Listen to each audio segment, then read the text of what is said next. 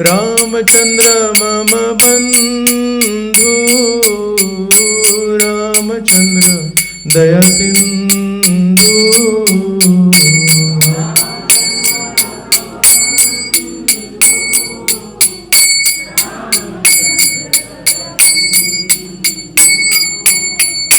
रामचंद्र रघुवीरा, रामचंद्र रणधीरा।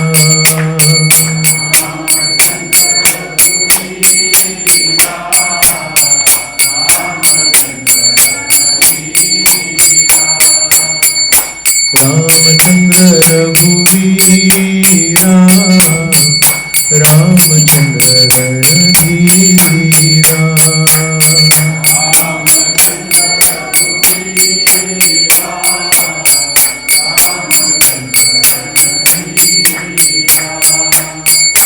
रामचंद्र मम बंधु, रामचंद्र दया सिंधु।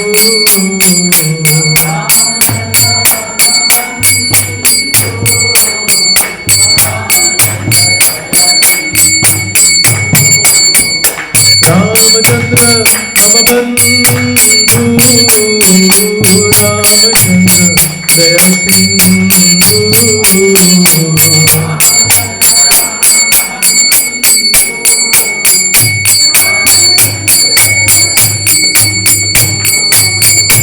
रामचंद्र रघुवीरा, रामचंद्र रणधीरा।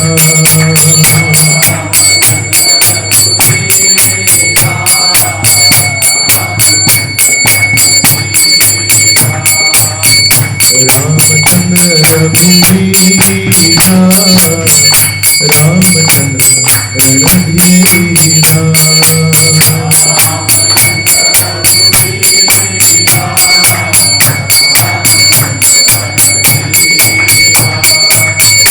रामचंद्र रघुवीरा, रामचंद्र रणधीरा।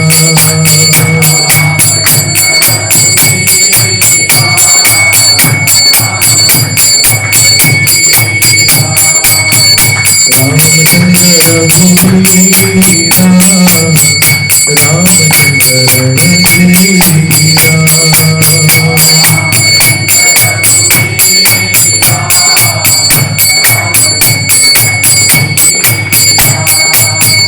रामचंद्र मम बंधु, रामचंद्र दया सिंधु।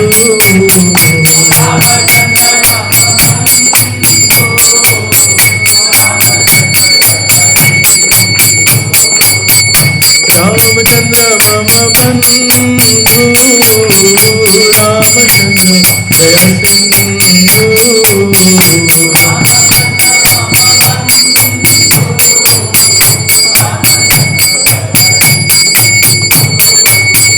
रामचंद्र रघुवीरा, रामचंद्र रणधीरा।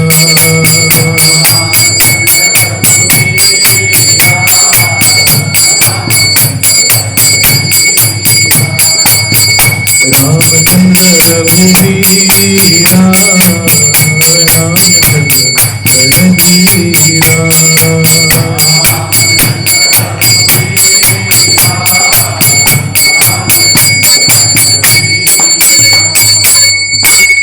जय हरिनाम संकीर्तन की जय।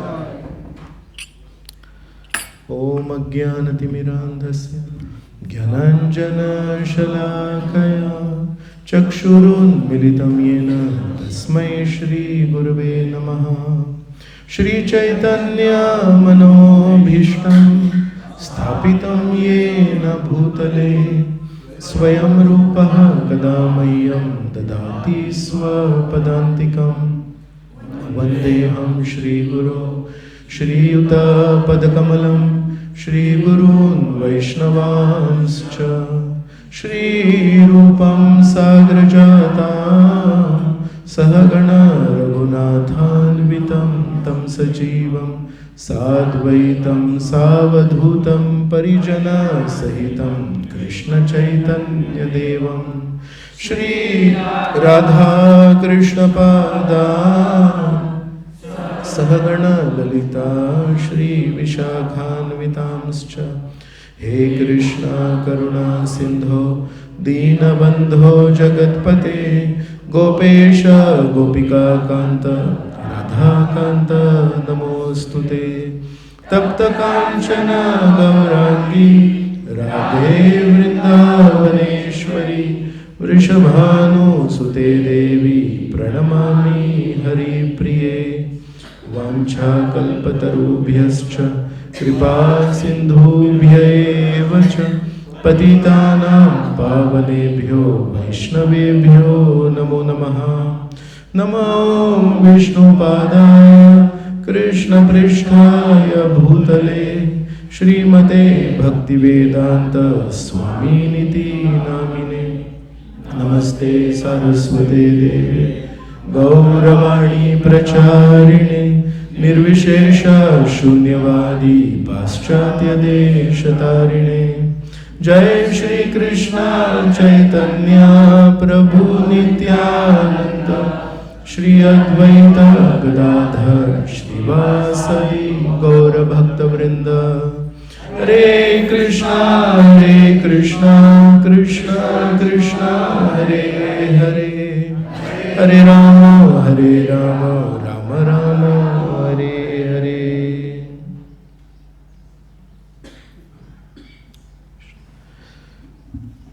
हरे कृष्ण। आज दसऱ्याच्या दिवशी आपण सर्व इथे एकत्र जमलोय।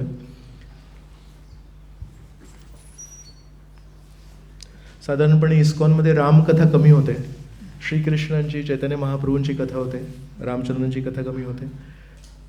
छान संधी आहे आपल्याला रामचंद्रांबद्दल श्रवण करण्यासाठी, थोडं कीर्तन करण्यासाठी, म्हणून आज आपण एकत्र जमलो आहोत। आपण बृहद भागवतामृतवर कथा ऐकली, तर बृहद भागवतामृत श्री सनातन गोस्वामींनी लिहिलं आहे, आणि तसं एक लघु भागवतामृत आहे, ते श्रील रूप गोस्वामींनी लिहिलं आहे। आणि लघु भागवतामृतामध्ये रूप गोस्वामी भागवतातले जितके अवतार आहेत त्यांचं ते विश्लेषण करतात की हे अवतार नक्की कोण आहेत। अवतारांचे पण वेगवेगळे कॅटेगरीज आहेत, लीला अवतार, युग अवतार, पुरुष अवतार, शक्त्यावेश अवतार, मन्वंतर अवतार इत्यादी। तर मग वेगवेगळ्या पुराणातून, पद्मपुराण, स्कंदपुराण, याच्यातून त्यांनी रेफरन्सेस घेऊन, तर कुठले अवतार कोण आहे त्याच्यावर त्यांनी, तिथे कथा नाही आहे, पण लघु भागवतामृतामध्ये रूप गोस्वामींनी ते लिहिलं आहे। तर त्या लघु भागवतामृतामध्ये रूप गोस्वामी म्हणतात की या सर्व अवतारांमधून 3 अवतार विशेष आहेत। श्रीकृष्णांच्या इतक्या अवतारांमधून 3 अवतार विशेष आहेत। म्हणतात यांना त्यांनी नाव दिलं आहे परावस्था अवतार, परावस्था अवतार। तर म्हणतात असंख्य रूप आहेत परमेश्वराचे, पण त्यामध्ये श्रीकृष्ण विशेष आहेत। श्रीकृष्णांच्या ज्या लीला आहेत त्या खूप आकर्षक आहेत। दुसरे अवतार ते म्हणतात परावस्था आहेत, ते आहेत प्रभू रामचंद्र। आणि राम आणि कृष्ण यांचे लीला खूप आकर्षक आहेत, दिव्य तर आहेत, पण त्यांच्यामध्ये मनुष्याच्या जीवनामध्ये ज्या घडामोडी होतात किंवा एका साधारण मनुष्याच्या जीवनामध्ये जे काही चढ उतार असतात ते आपण कृष्ण आणि रामाच्या अवतारामध्ये बघू शकतो। तर जरी विष्णू आहेत, जरी परमेश्वर आहेत, तरी पण आई, वडील, बहीण, भाऊ, आणि मग त्यामध्ये भरपूर संघर्ष येणार वगैरे। तर म्हणून मनुष्याला कृष्ण आणि राम यांच्या लीला इतक्या आकर्षक किंवा इतक्या जवळच्या का वाटतात? कारण आता वामनदेव आहेत, वामन अवतार आहेत, वामन अवतार प्रकटले, लगेच निघाले आईवडिलांचा आशीर्वाद घेऊन, मग त्यांनी भिक्षा मागितली, भिक्षा मिळाली तर असा त्यांनी आकार मोठा केला। पण राम आणि कृष्ण कधी आकार मोठा नाही करत। तर म्हणून त्यांचे जे लीला आहेत ते मनुष्य जीवनाशी मिळत्या जुळतात, म्हणून हे 2 अवतार खूप आकर्षक आहेत मनुष्य जातीला। आणि तिसरा अवतार मग ते म्हणतात ते आहेत नरसिंह अवतार। नरसिंह अवतार का? तर म्हणतात नरसिंह हे एखादा भक्त जेव्हा अडचणीत असतो, एखादा भक्त जेव्हा एकटा आहे आणि आजूबाजूला सगळेजण अगदी त्याचे वडील असतील हिरण्यकशिपू आणि इतर त्याचे गुरु होते षंड आणि अमर्क आणि शुक्राचार्य, तर या सगळ्यांकडून प्रल्हादाला धोका होता. पण कशा प्रकारे नरसिंहदेवानी त्या एका भक्ताला वाचवलं. तसं म्हणतात आपल्याला फक्त परमेश्वरच वाचवू शकतात. जर आपले वडील आपल्याला वाचवू शकत असते तर मग प्रल्हादाची ही गती नसती झाली. जर आपल्याला आपले पती वाचवू शकत असते तर मग द्रौपदीची तशी परिस्थिती नसती झाली. आणि जर आपला भाऊ आपल्याला वाचवू शकला असता तर सुग्रीवाची तशी परिस्थिती नसती झाली, विभीषणाची तशी परिस्थिती नसती झाली. तर अशा प्रकारे देवकीची, कंसानी जी परिस्थिती केली, ते भाऊ असता जर आपला बचाव करणारा, तर देवकीची तशी परिस्थिती नसती झाली. म्हणून या सगळ्या गोष्टीतून आपल्याला एकच तत्व वारंवार सर्व शास्त्रांमध्ये सांगितलं आहे की परमेश्वर हे आपले खरे रामचंद्र मम बंधू आणि रामचंद्र दया सिंधू. तसं राम, कृष्ण आणि नरसिंह या 3 अवतारांवर रूप गोस्वामींनी विशेष भर दिला. त्यामध्ये आज आपण प्रभू रामचंद्रांबद्दल चर्चा करूया. आज दसरा आहे आणि भारतीयांना दसरा सण, त्याचं महत्त्व काय आहे, त्या दिवशी काय घडलं हे बऱ्यापैकी माहिती आहे. एक जस्ट हा ना भगवद्गीतेतला अध्याय क्रमांक 16 आहे आणि याच्या मी तात्पर्य नाही वाचणार, फक्त तर हा जो अध्याय आहे त्याच्यामध्ये दैवी आणि आसुरी संपत गुण त्याचं विश्लेषण श्रीकृष्ण करतात. त्यामध्ये श्रीकृष्ण म्हणतात की एका असुर व्यक्तीचे गुण काय असतात. आणि हे मी जेव्हा वाचीन तेव्हाच तुमच्या मनामध्ये जर शक्य असेल तर डोळे बंद करा आणि जर नसेल शक्य तरी आठवा की आपण जेव्हा रामायण सिरियल बघितली होती तर त्याच्यातला तो जो रावण होता तो कसा बोलायचा कसा, आणि त्याचा चेहरा फक्त समोर ठेवा आणि मी एक एक गुण श्रीकृष्ण जे म्हणतात ते वाचत जाईन आणि बघा ते तशाशी मिळते जुळते आहेत का, कसे श्रीकृष्ण गीतेमध्ये आपल्याला सांगतात. तर हा आहे श्लोक क्रमांक 7. इथून मी एक एक फक्त भाषांतर वाचणार आहे. आसुरी प्रवृत्तीचे लोक काय करावे आणि काय करू नये हे जाणत नाहीत. शुचिरभूतपणा, सदाचार तसेच सत्यही त्यांच्यामध्ये आढळत नाही. ते म्हणतात की हे जगत असत्य आहे व निराधार आहे आणि परमेश्वर नावाचा कोणीही याचे नियंत्रण करीत नाही. त्यांचे म्हणणे आहे की केवळ मैथुनाच्या इच्छेमुळे हे जग निर्माण झाले आहे आणि कामाखेरीज अन्य कोणतेही कारण नाही. अशा निष्कर्षांचे अनुगमन करीत स्वतःचा नाश ओढवून घेतलेले आणि अल्पबुद्धी आसुरी लोक जगाचा विनाश करण्याकरिता अहितकारी व उग्र कर्मांमध्ये संलग्न होतात. कधीही तृप्त न होणाऱ्या कामाचा आश्रय घेऊन गर्व, खोटी प्रतिष्ठा आणि मदामध्ये डुंबत मोहित झालेले आसुरी लोक अनित्य गोष्टींमुळे आकर्षित होऊन सदैव अशुचिरभूत कर्म करण्यास व्रतस्थ झालेले असतात. इंद्रिय तृप्ती करणे हीच मानव संस्कृतीची मुख्य आवश्यकता आहे असा त्यांचा विश्वास असतो.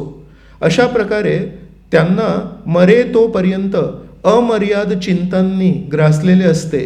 शेकडो हजारो आशारूपी पाशांनी बद्ध झालेले आणि काम क्रोध परायण झालेले हे आसुरी लोक इंद्रिय तृप्तीकरिता अन्यायी मार्गाने धनसंचय करतात. काम क्रोध परायण, आपण जनरली भागवतामध्ये नारायण परायण सर्वे न कुतशन, नारायण परायण म्हणजे नारायणाला समर्पित झालेले. इथे लिहिले काम क्रोध परायण. आसुरी मनुष्य विचार करतो की, आसुरी मनुष्याच्या मनातले विचार श्रीकृष्ण सांगतात. आज माझ्याकडे इतकी संपत्ती आहे आणि माझ्या योजनेनुसार मी अधिक संपत्ती प्राप्त करेन. हे इतके धन माझ्याकडे आहे आणि भविष्यात ते उत्तरोत्तर वाढेल.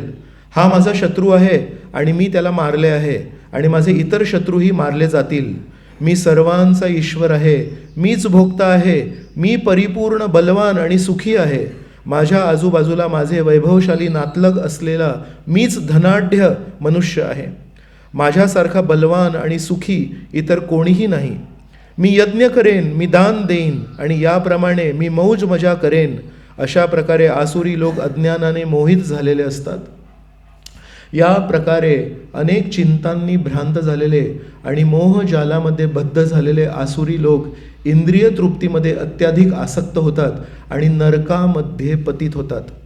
आपल्याला श्रेष्ठ मानणारे आणि सदैव उद्धट असणारे, धन आणि खोट्या प्रतिष्ठेने मदांध झालेले आसुरी लोक कधी कधी शास्त्रांच्या विधिविधानांचे पालन न करता अहम भावाने केवळ नाममात्र यज्ञही करतात. मिथ्या अहंकार, बल, गर्व, काम आणि क्रोध यामुळे मोहित झालेले आसुरी लोक आपल्या देहामध्ये आणि इतरांच्या देहामध्ये स्थित असणाऱ्या भगवंतांचा द्वेष करतात आणि खऱ्या धर्माची निंदा करतात. जे द्वेषी, क्रूर आणि नराधम आहेत त्यांना मी चिरकालासाठी भवसागरामधील विविध आसुरी योनींना टाकीत असतो. तर इथे मग श्रीकृष्ण मग स्वतःचे शब्द बोलत आहेत. पण हे जेव्हा आपण भाषांतर वाचत होतो किंवा ऐकत होतो तेव्हा असं वाटलं का हे रावणाच्या मनस्थितीशी किती मिळतं जुळतं आहे. पण खूप गमतीची अशी गोष्ट आहे की श्रीकृष्णांनी गीतामध्ये असं नाही सांगितलं की मी आसुरी व्यक्तीबद्दल तुला एक उदाहरण देतो आणि हे नाही सांगितलं की रावणाचं आता बघ रावणाने काय काय केलं, कारण रावणाची गोष्ट आधी आहे श्रीकृष्णांच्या आणि समोर दुर्योधन, दुःशासन आहेत, त्यांनी काय काय केलं आहे हे सगळं फिट होतं त्याच्यामध्ये. नाही मी मोठा, मीच सगळं हुशार वगैरे, पण समोर ते असतानाही श्रीकृष्ण असं नाही म्हणाले, ते समोर जे उभे आहेत ना त्यांच्याबद्दल आता तुला सांगतो म्हणून. तर श्रीकृष्ण गीतेमध्ये फक्त तत्व सांगतायत, उदाहरण देत नाहीत. उदाहरण एकच देतात. 3ऱ्या अध्यायामध्ये श्लोक क्रमांक 20 मध्ये जनक महाराजांचं उदाहरण देतात.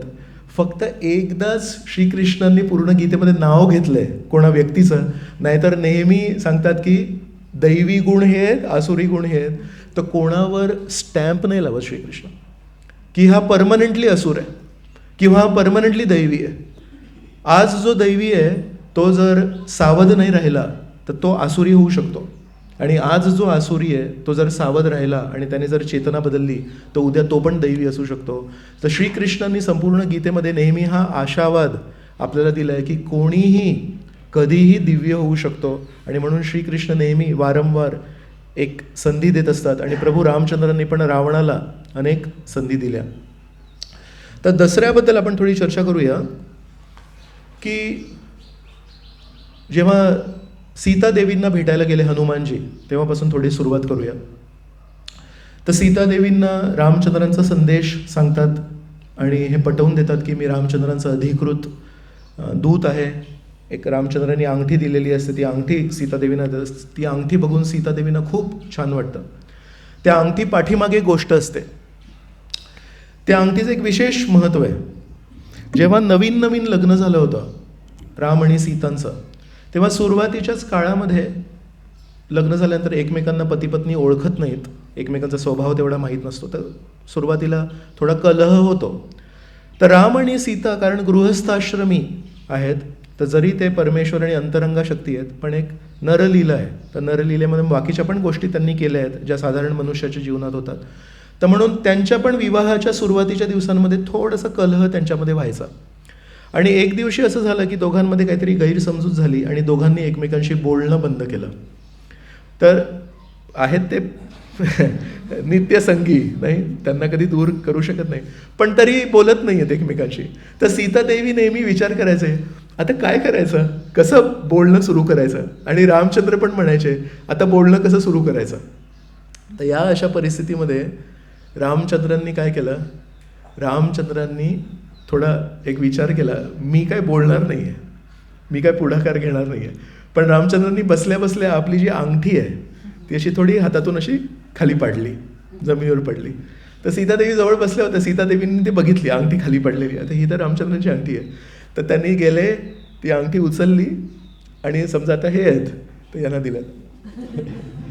तर देणार आहे, कारण दिल्यावर लगेच सॉरी म्हणायला लागेल, तर सॉरी नाही म्हणायचं आहे, आपण पण असं करतो ना, सॉरी नाही म्हणत. त्यांनी ते दिलं, अंगठी दिली. तर मग रामचंद्रांनी बघितलं की मी तो काय म्हणू पासा टाकला होता आणि तो स्वीकारला गेला. तर त्यांनाही कळतंय की सीतादेवींनी पण कुठेतरी एक नमती बाजू घेतली आहे, रामचंद्रांनी पण एक नमती बाजू घेतली आहे. तर दोघांनी एकमेकांची नमती बाजू बघून ती जेव्हा अंगठी दिली तेव्हा रामचंद्र म्हणाले धन्यवाद म्हणून. आणि जसं रामचंद्र धन्यवाद म्हणाले तर सीतादेवी म्हणाले नाही नाही असं काही नाही आहे, आणि झालं, बोलणं सुरू झालं. तर त्या अंगठीमुळे राम आणि सीतांमध्ये जो दुरावा निर्माण झाला होता एकेकाळी तो कमी झाला होता. तर म्हणून आज जेव्हा सीतादेवींनी ती पुन्हा अंगठी बघितली तर त्यावेळेस पण ती अंगठी कुठून पडली होती? रामचंद्राच्या बोटातून पडली होती. आज पण ती अंगठी रामचंद्राच्या बोटातून हनुमानजींद्वारे सीतादेवीपर्यंत आली आहे. तर ती अंगठी बघून सीतादेवींना लक्षात आलं की पुन्हा ही अंगठी आम्हाला दोघांना एकत्र करणार. मग त्यावेळेस सीतादेवींची ती परिस्थिती बघून हनुमानजींना वाटलं की खूप लांबलं आहे, खूप जास्ती 10-1 महिने झाले होते विरहाला.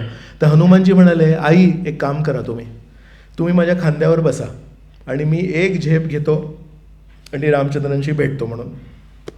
तर तेव्हा सीतादेवी म्हणतात की मी ना परपुरुषाला स्पर्श नाही करू शकत. तर मग आधी म्हणतात की परपुरुषाला स्पर्श नाही करू शकत. मग हनुमानजी म्हणतात हे कारण नाही आहे, कारण तुम्ही माझ्या आई आहात आणि तुम्ही पण मला मुलासारखंच स्वीकार केलं आहे, परपुरुष नाही आहे, मुलगा मुलगा असतो. मग ते म्हणतात की हो बरोबर आहे, ते हे खरं कारण नाही आहे. मग म्हणतात खरं कारण काय माहिती आहे का, की मी आता जेव्हा जाईन तुझ्या खांद्यावर बसून तेव्हा समुद्र मार्गाने जाईन. तर असं उंच तू असशील आणि मी तुझ्या खांद्यावर बसलेली असेल आणि खाली पडली वगैरे तर मला समुद्राची भीती वाटते. तर याच्यामध्ये पण बघा की कसं आई आणि मुलाचं नातं आहे. पण आपल्याला वाटेल की असं कसं सीतादेवी बोलू शकतात, असं कसं बोलू शकतात मुलाला की परपुरुषाला मी स्पर्श नाही करू शकत. पण हनुमानजींना पण त्याचं वाईट नाही वाटत की तुम्ही मला परपुरुष म्हणताय, मी ती अंगठी आणून दिली, मी रामांचा दूत आहे आणि आता मलाच तुम्ही दूर करताय. हनुमानजींना पण लक्षात आलं की हे काहीतरी गूढ कारण आहे, खोल कारण आहे आणि त्या खोल कारणाला ना असं बोलू शकत नाही पटकन. आतमधल्या ज्या भावना असतात त्या पटकन आपण बोलू शकत नाही. तर जितका खोल व्यक्ती तितक्या खोल भावना आणि तितक्या खोल भावना तो सगळ्यांसमोर बोलू नाही शकणार, तो मनातल्या मनात ठेवणार. तर हनुमानजींनी पण त्याचा विपर्यास नाही केला, ते चिडले नाही. ते तुम्ही मला कसं काय परपुरुष म्हणताय, म्हणत नाही दुसरं काही कारण असेल. मग हे कारण सांगितलं की मला भीती वाटेल मी पडली तर. हे पण कारण काही खरं कारण वाटत नाही आहे. सीतादेवी राक्षसांच्या मध्ये राहून, क्रूर राक्षसांच्या मध्ये राहून जिवंत आहेत. राक्षस जास्ती त्रासदायक की समुद्र, आणि समुद्र पडल्यावर हनुमानजी काय सोडणार का त्यांना बुडायला. मग हनुमानजी पुन्हा एकदा चिडले नाही आणि म्हणाले काय तुम्ही फालतू कारणं देताय. तर हे जस्ट आपल्याला शिकण्यासाठी आहे. हनुमानजी परत म्हणतात हे खरं कारण नाही आहे, तुम्ही खरं कारण सांगा काय. तर म्हणतात खरं कारण हे की रामचंद्रांवर माझा विश्वास आहे, मी रामचंद्रांवर अवलंबून आहे. तर समजा तू मला वाचवून घेऊन गेलास तर सदैवासाठी लोक म्हणतील सीतादेवींची मदत खरी हनुमानजींनी केली, हनुमानजींनी सीतादेवींना वाचवलं. तर ते जे श्रेय आहे मला या कठीण परिस्थितीमधून वाचवण्याचं, ते श्रेय मला फक्त रामचंद्रांना द्यायचं आहे. रामचंद्र येतील, मला वाचवतील आणि मला घेऊन जातील आणि त्याच्यानंतर सगळेजण म्हणतील की रामाने चढाई केली लंकेवर, सर्व राक्षसांना मारलं आणि मला पुन्हा परत घेऊन गेले. तर ते श्रेय मला रामचंद्रांना द्यायचं आहे आणि मी रामचंद्रांवर अवलंबून आहे. तर म्हणून सीतादेवी आपल्याला रामचंद्रांवर कसं अवलंबून राहायचं, एका अर्थाने त्यांचे जे सगळे संघर्ष होते, रोज रावण येऊन त्यांना धमकी द्यायचं, ते सगळं संपणार होतं, पटकन एका क्षणात संपले असते. पण त्यांना संघर्ष संपवायचा नाही आहे, त्यांना रामचंद्रांवर अवलंबून होण्याची जी भावना आहे ती अजून खोल घेऊन जायची. आणि त्यांना आपल्याला भक्तिदेवी आहेत, राधाराणी, सीतादेवी. तर भक्तिदेवी आपल्याला शिकवते की संघर्षातून बाहेर पडणं इतकं महत्त्वाचं नाही आहे जितकं त्या संघर्षामुळे आपण परमेश्वरावर जेवढे अवलंबून होतो आणि त्या अवलंबून होण्याची जी भावना आहे ती जितकी खोल होत जाते ते किती महत्त्वाचं आहे. कारण हे जे संघर्ष आहेत हे तात्पुरता संघर्ष आहेत, हे संघर्ष चिरकालीन टिकणारे संघर्ष नाही आहेत. पण परमेश्वरावर जे आपण शाश्वत अवलंबून राहतोय ती भावना आपलं खरं स्वरूप परिस्थिती आहे. तर म्हणतात की सीतादेवींकडून जर आपण हे शिकलो अवलंबून राहण्याचं, तर आपली पण श्रद्धा ही नेहमी प्रभू रामचंद्रांवर वाढेल. हे जेव्हा कारण हनुमानजींनी ऐकलं, या कारणामुळे सीतादेवी माझ्यासोबत नाही येतात, मग त्यांना पण लक्षात आलं, म्हणाले ठीक आहे मी तुम्हाला नमन करतो. तर त्यांच्या मनात एक विचार आला की रामाला भेटण्यासाठी नेहमी आपण म्हणतो ना राधा ही श्रीकृष्णांना अर्पण करते आपल्याला, तसं रामचंद्रांजवळ असेल तर सीता आपल्याला मदत करते. तर म्हणाले सुग्रीवाला रामचंद्रांची किती मोठी मदत मिळाली. सुग्रीवांना त्याच्या भावापासून भीती होती, मारून टाकणं असं कधीही त्याला. पत्नी त्यांची घेऊन गेले होते. तर अशा या व्यक्तीला रामचंद्रांनी काय ऑफर दिली, काय प्रस्ताव मांडला की मी तुझा सम पार्टनर बनीन. सुग्रीव हा दास नाही आहे रामचंद्रांचा, तो इक्वल आहे, सख्य रसमध्ये येते, दास्य रसमध्ये नाही आहेत. तर मनातल्या मनात विचार करत होते की सुग्रीवाला इतकं मोठं स्थान, एक साधारण वानर आहे आणि त्या वानराला रामचंद्रांनी सम स्थान कसं काय दिलं आणि त्याच्यामध्ये सीतादेवींचं कुठे कसं काय उल्लेख नाही. तर मनातल्या मनात विचार करत होते. तर तेवढ्या सीतादेवींनी दुसरंच बोलता बोलता, त्यांना नाही माहिती की हनुमानाच्या मनामध्ये, मग म्हणाले की सुग्रीव जेव्हा रामचंद्रांना भेटले तेव्हा त्यांचं जे गठबंधन झालं त्याच्यामागे कारण काय होतं रे, हनुमानजींना विचारतात. मग तेव्हा हनुमानजींनी ते वर्णन केलं की त्यांनी एकमेकांची गोष्ट सांगितली. आणि मग खरोखर जेव्हा सुग्रीव म्हणाले की हो बरोबर आहे, आत्ता मला आठवतं आहे, तुम्ही जेव्हा म्हणाले की तुमच्या पत्नींचं अपहरण केलं रावणाने, तेव्हा मला आठवतं आहे की वायुमार्गाने एक बघितलं मी, एक दानव, एक असुर विमानाने जात होता आणि त्याच्यासोबत एक महिला होती आणि ती महिलेनी काय केलं माहिती आहे, खूप वर होती, ऐकू येत नव्हतं, पण तिने काय केलं, एक असा गाठोडी बांधली होती कापडाची आणि त्याच्यामध्ये दागिने होते. मग ते दागिने घेऊन येतात सुग्रीव. मग ते दागिने बघून खरोखर हा निष्कर्ष लागतो की ते दागिने सीतादेवींचेच आहेत आणि मग सीतादेवी खरोखर दक्षिण दिशेने रावण घेऊन गेलेत. मग तेव्हा हनुमानजींना त्यांच्या प्रश्नाचं उत्तर मिळतं. तर सुग्रीवाला, एका साधारण वानराला रामचंद्रांच्या एवढ्या जवळचं स्थान कसं काय मिळालं, सीतादेवींच्या कृपेमुळे. सीतादेवींची कृपा कशी मिळाली, सीतादेवींच्या दागिन्यांमुळे. तर सीतादेवी असू दे किंवा सीतादेवींचा अंगठी असू दे किंवा सीतादेवींचे पायातले पैंजण असू दे, सीतादेवींच्या कृपेविना कोणाला रामचंद्रांची कृपा अशी मिळू शकत नाही. मिळाली तरी ती अशी कमी मिळू शकते, पण खरी जर एवढ्या जवळीकपणा जर मिळाला आहे तर ते सीतादेवींचे जे दागिने सुग्रीवाने, तर काही वानरांना ते अशी गाठोडी खाली पडली तेव्हा ते घेऊन गेले आणि सुग्रीवाने ते सांभाळून ठेवले होते दागिने. तर ते दागिने स्पर्श केले होते सुग्रीवाने आणि त्याची काळजी घेतली होती, तर ती त्यांनी सीतादेवींप्रती सेवा केली होती आणि सीतादेवींप्रती सेवा केली म्हणून त्यांना रामचंद्रांची कृपा मिळाली.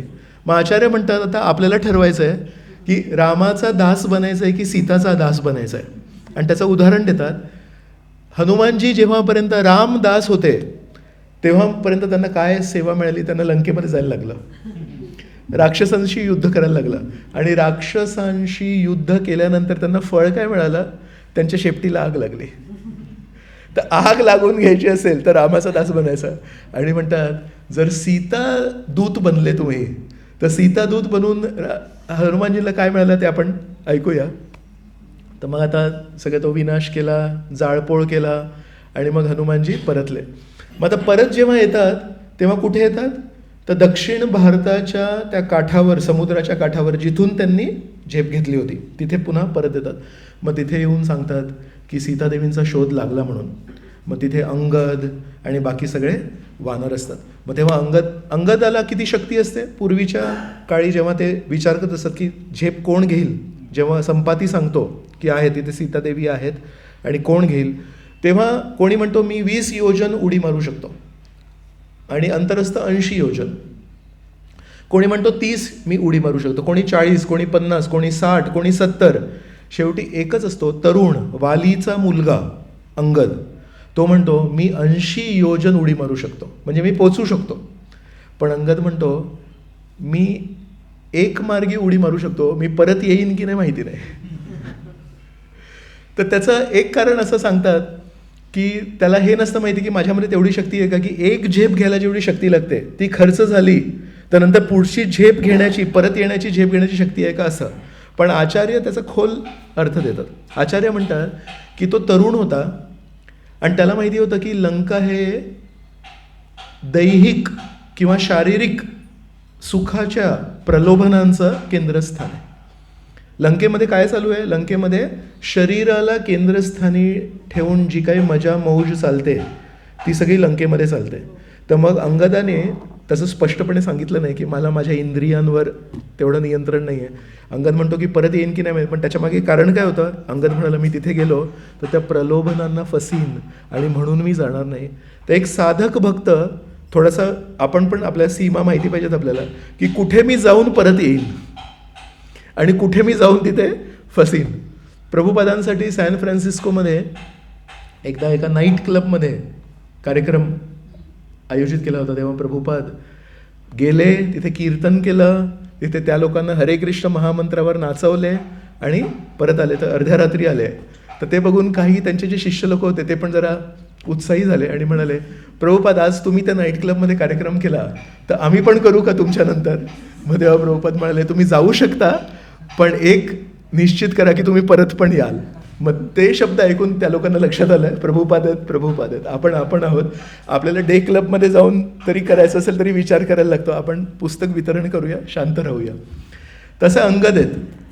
तर ते जे अंगद आहेत, जेव्हा हनुमानजी परत आले तेव्हा अंगदाला जेव्हा सांगितलं की आहे, तर अंगद काय म्हणतो, चल एक काम करूया, आता ना माझ्यामध्ये शक्ती आली, आपण सगळे आता एक पूल बांधूया आणि आपण चढाई करूया. आपण हे सगळे जे वानर आहोत सगळे शक्तिशाली होते, जांबवान पण होते तिथे. तर म्हणून चल आता आपण चढाई करूया आणि सीतादेवींचा जो शोध लागलाय तर सीतादेवींना आपण घेऊन येऊया. आणि सगळे वानर असे तयार झाले युद्ध करण्यासाठी. त्याच्यामध्ये एक फक्त बुद्धिमान व्यक्ती होते, जांबवान, वयस्कर होते ते. जांबवांनी काय सांगितलं माहिती आहे? जांबवांनी सांगितलं, 1 मिनिट, आपण इथे जे काही करतोय, आपली ही जी मोहीम आहे ती कोणी सुरू केली? सुग्रीवाने. ही सुग्रीवाची मोहीम आहे की आपली मोहीम आहे? मग म्हणाले सुग्रीवाची मोहीम आहे. म्हणाले मग आपण जे इथे आलो आहे ते स्वतःच्या विचारांनी आलो आहे की आपल्याला कोणी पाठवलं आहे? मग हळूहळू सगळे वानर थोडा विचार करू लागले. मग अंगद पण म्हणाले की हो आपल्याला पाठवलं आहे कोणीतरी. म्हणाले मग आपल्याला जर पाठवलं आहे ना तर ज्यांनी पाठवलं आहे त्यांच्या अनुसार विचार करायला लागतो. असं आपण मध्येच taking the matter in your on hands, स्वतःच्या हातामध्ये डिसिजन मेकिंग नाही घेऊ शकत. तर मग लगेच सगळे सावरले आणि म्हणाले हो सुग्रीवाला विचारायला पाहिजे की चढाई करू का म्हणून. मग थोडे शांत झाले आणि मग अंगद, हनुमान हे सगळे जे वानर आहेत हे म्हणाले आता किष्किंधामध्ये होते. रामचंद्र तिथे वाढवते, तिथून सर्च पार्टीला दक्षिण भारतापर्यंत पाठवलं होतं. ते आता ते दक्षिण भारताच्या काठावर ही चर्चा झाली. आणि मग हे सगळे वानर मग आता जांबवांचं ऐकून, एकच व्यक्ती होता, नाही तर हे लोक सगळे चालले होते. तर रामायणाचा परत काय वेगळा त्याला रूप मिळालं असतं माहिती नाही आपल्याला. तर एक उत्साह असतो आणि त्या उत्साहाला एक वळण देण्याची पण गरज असते. आणि हे लक्षात ठेवणं गरजेचं असतं की आपण कोणाचे प्रतिनिधी आहोत की आपण स्वतः नियुक्त केलेले व्यक्ती आहोत. तर या लोकांना एक लक्षात आलं. तर मग हे लोक किष्किंधापर्यंत पोचले. तर किष्किंधाला जेव्हा पोचले तेव्हा सुग्रीवाचं जो राज्य होतं त्या राज्याच्या बाहेर एक खूप छान गार्डन होतं. त्या गार्डनचं नाव होतं मधुवन. आणि त्या मधुवनामध्ये खूप फळझाडं होती, गोड गोड फळझाडं होती आणि ती फक्त सुग्रीवासाठी होती. आणि सुग्रीवाने तिथे एका वानराला बाहेर गार्ड म्हणून ठेवलं होतं, त्याचं नाव होतं दधीमुख म्हणून. तर दधीमुखाला काय सांगितलं होतं, ह्या गार्डनमधलं एकही फळ कोणी नाही खायला पाहिजे, तुला मी त्याच्यासाठी ठेवलं आहे, फक्त मी राजा आहे, मला राजासाठी हे फळं पाहिजेत म्हणून. तर हे लोक जेव्हा आले दक्षिण भारतावरून किष्किंधाला जेव्हा पोचले तेव्हा कसे होते, आनंदात होते. आणि अंगद वगैरे तर चढाई करायला रेडी होते. तर त्या भावना होत्याच, म्हणजे उत्साही, आणि उत्साही म्हणण्यापेक्षा उत्तेजित होते. तर हे लोक जेव्हा तिथे किष्किंधाला पोचले आणि ते किष्किंधा यायच्या आधीच ते मधुवन गार्डन जेव्हा लागलं आणि तिथे जे खूप सुंदर सुंदर सुगंधित फळं होती, त्या सगळ्या सुगंध जेव्हा असं दरवळत होता तिकडे, तेव्हा या सगळ्या वानरांना आवरता नाही आलं स्वतःला. मला आता पार्टी करायला पाहिजे, एवढी छान न्यूज आहे पार्टी. तर यांनी कोणाला काही विचारलं नाही, परत एकदा विसरले की आपण कोणाचे तरी प्रतिनिधी आहोत आणि त्या सुग्रीवाचं, आपल्या राजाचं हे गार्डन आहे. वानर आहेत, त्या वानरांकडून जास्ती अपेक्षा नाही करू. हे सगळे वानर त्या गार्डनमध्ये घुसले आणि पूर्ण सगळा तो गार्डन जो आहे तो पूर्ण समाप्त करून टाकला. सगळे फळ संपले आणि तिथे पूर्ण गोंधळ, आरडाओरडी सगळं चालू झालं. दधीमुख म्हणतोय आता माझी फजिती आहे. कारण सुग्रीवाचा एक गुण होता, सुग्रीव शहानिशा करण्यापूर्वी शिक्षा द्यायचे. त्यांना, ते पण वानर आहेत, त्यांना पण ती धीर नाही. तर दधीमुखाला माहिती होता आता जर मी गेलो आणि जर मी सांगितलं की मी पहारे करत असताना हे सगळे वानर आले आणि घुसले आणि मी काही करू शकलो नाही, तर म्हणजे तो विचारायच्या पूर्वी शिक्षा द्यायचा सुग्रीव. तर आता त्याच्या स्वतःचं पर्सनल गार्डन केल्यानंतर आता माझी काय फजिती होईल. तर तो असा घाबरत घाबरत गेला सुग्रीवाकडे, म्हणतो राजे तुमचं गार्डन. तर सुग्रीवाला पण थोडा त्याची आरडाओरडी झाली होती वानरांची, ती ऐकू आली होती. आणि हे यांनी मग कन्फर्म केलं. आता तर माहीत नाही आवाज इथून येतोय तिथून येतोय कुठून येतोय, पण आता फिक्स झालं. दधीमुख म्हणतोय की मधुवन गार्डनमधून आलं. तर आता दधीमुख विचार करतायत आता काय शिक्षा होईल माहिती नाही, आता फसलो मी. म्हातारे होते दधीमुख, तर तो असं भीती होती थोडी राजाकडून. तर तेवढ्यात सुग्रीव काय म्हणतात, सुग्रीव आता थोडे रामचंद्राच्या सानिध्यामध्ये हुशार झाले होते. सुग्रीव म्हणतात उत्तरेकडे जी सर्च पार्टी गेली होती ती निष्फळ ठरली, पूर्वेकडे जी सर्च पार्टी गेली होती ती पण निष्फळ ठरली होती, पश्चिमेकडे जी गेली होती ती पण निष्फळ ठरली होती. आता एकच आशा होती दक्षिणेकडून. आणि ते एक तवरून ताकबात म्हणतो ना आपण, एक त्यांना अंदाज आला दक्षिण भारतीला जी सर्च पार्टी गेली होती ती आली आहे, आणि त्यांना जर सीतादेवी नसती मिळाली तर ते पण माहिती आहे, तो स्टोरी माहिती आहे तुम्हाला, की ते लोक तिथे जेव्हा पोचले होते संपातीला भेटण्यापूर्वी असे शोधत शोधत शोधत शोधत जमिनीच्या अंतिम काठापर्यंत पोचले, तर समुद्र आहे, तर सीतादेवी त्यांना नाही मिळाले. तर तेव्हा काय प्रसंग घडतो, तेव्हा हे सगळे वानर असे बसतात गोलाकार करून, अंगद, नल, नील, हनुमानजी वगैरे, आणि म्हणतात, कोणी म्हणतात त्यांच्या भाषेत, अरे मी इथे आलो कशाला हेच मला कळत नाही आहे, म्हणजे काही हाताला लागलं नाही ना, यश नाही मिळालं म्हणून. मग दुसरा म्हणतो मी पण तोच विचार करतोय, मला इथे पाठवलं कोणी. मग तिसरा म्हणतो एक काम करूया, इथे नारळाची झाडे आहेत तर त्याला मस्त पाणी पिऊ शकतो आपण, आणि थोडं इथे जंगल बिंगल बघूया, फळ खाऊया, सोडा सुग्रीवाला आणि सोडा सगळं आणि इथेच राहूया, परत जाऊन सांगणार कसं की आम्ही निष्फळ ठरलो म्हणून. मग तेव्हा पण जेव्हा ते कोणी वानर विचारतात की अरे ही आपण इथे आलो कशाला, पण ही मोहीम सुरू कुठून झाली, आपलं काम काय आहे इथे दक्षिण भारतामध्ये, आपण किष्किंधामध्ये छान आराम करत होतो, सगळं काही छान चालू होतं.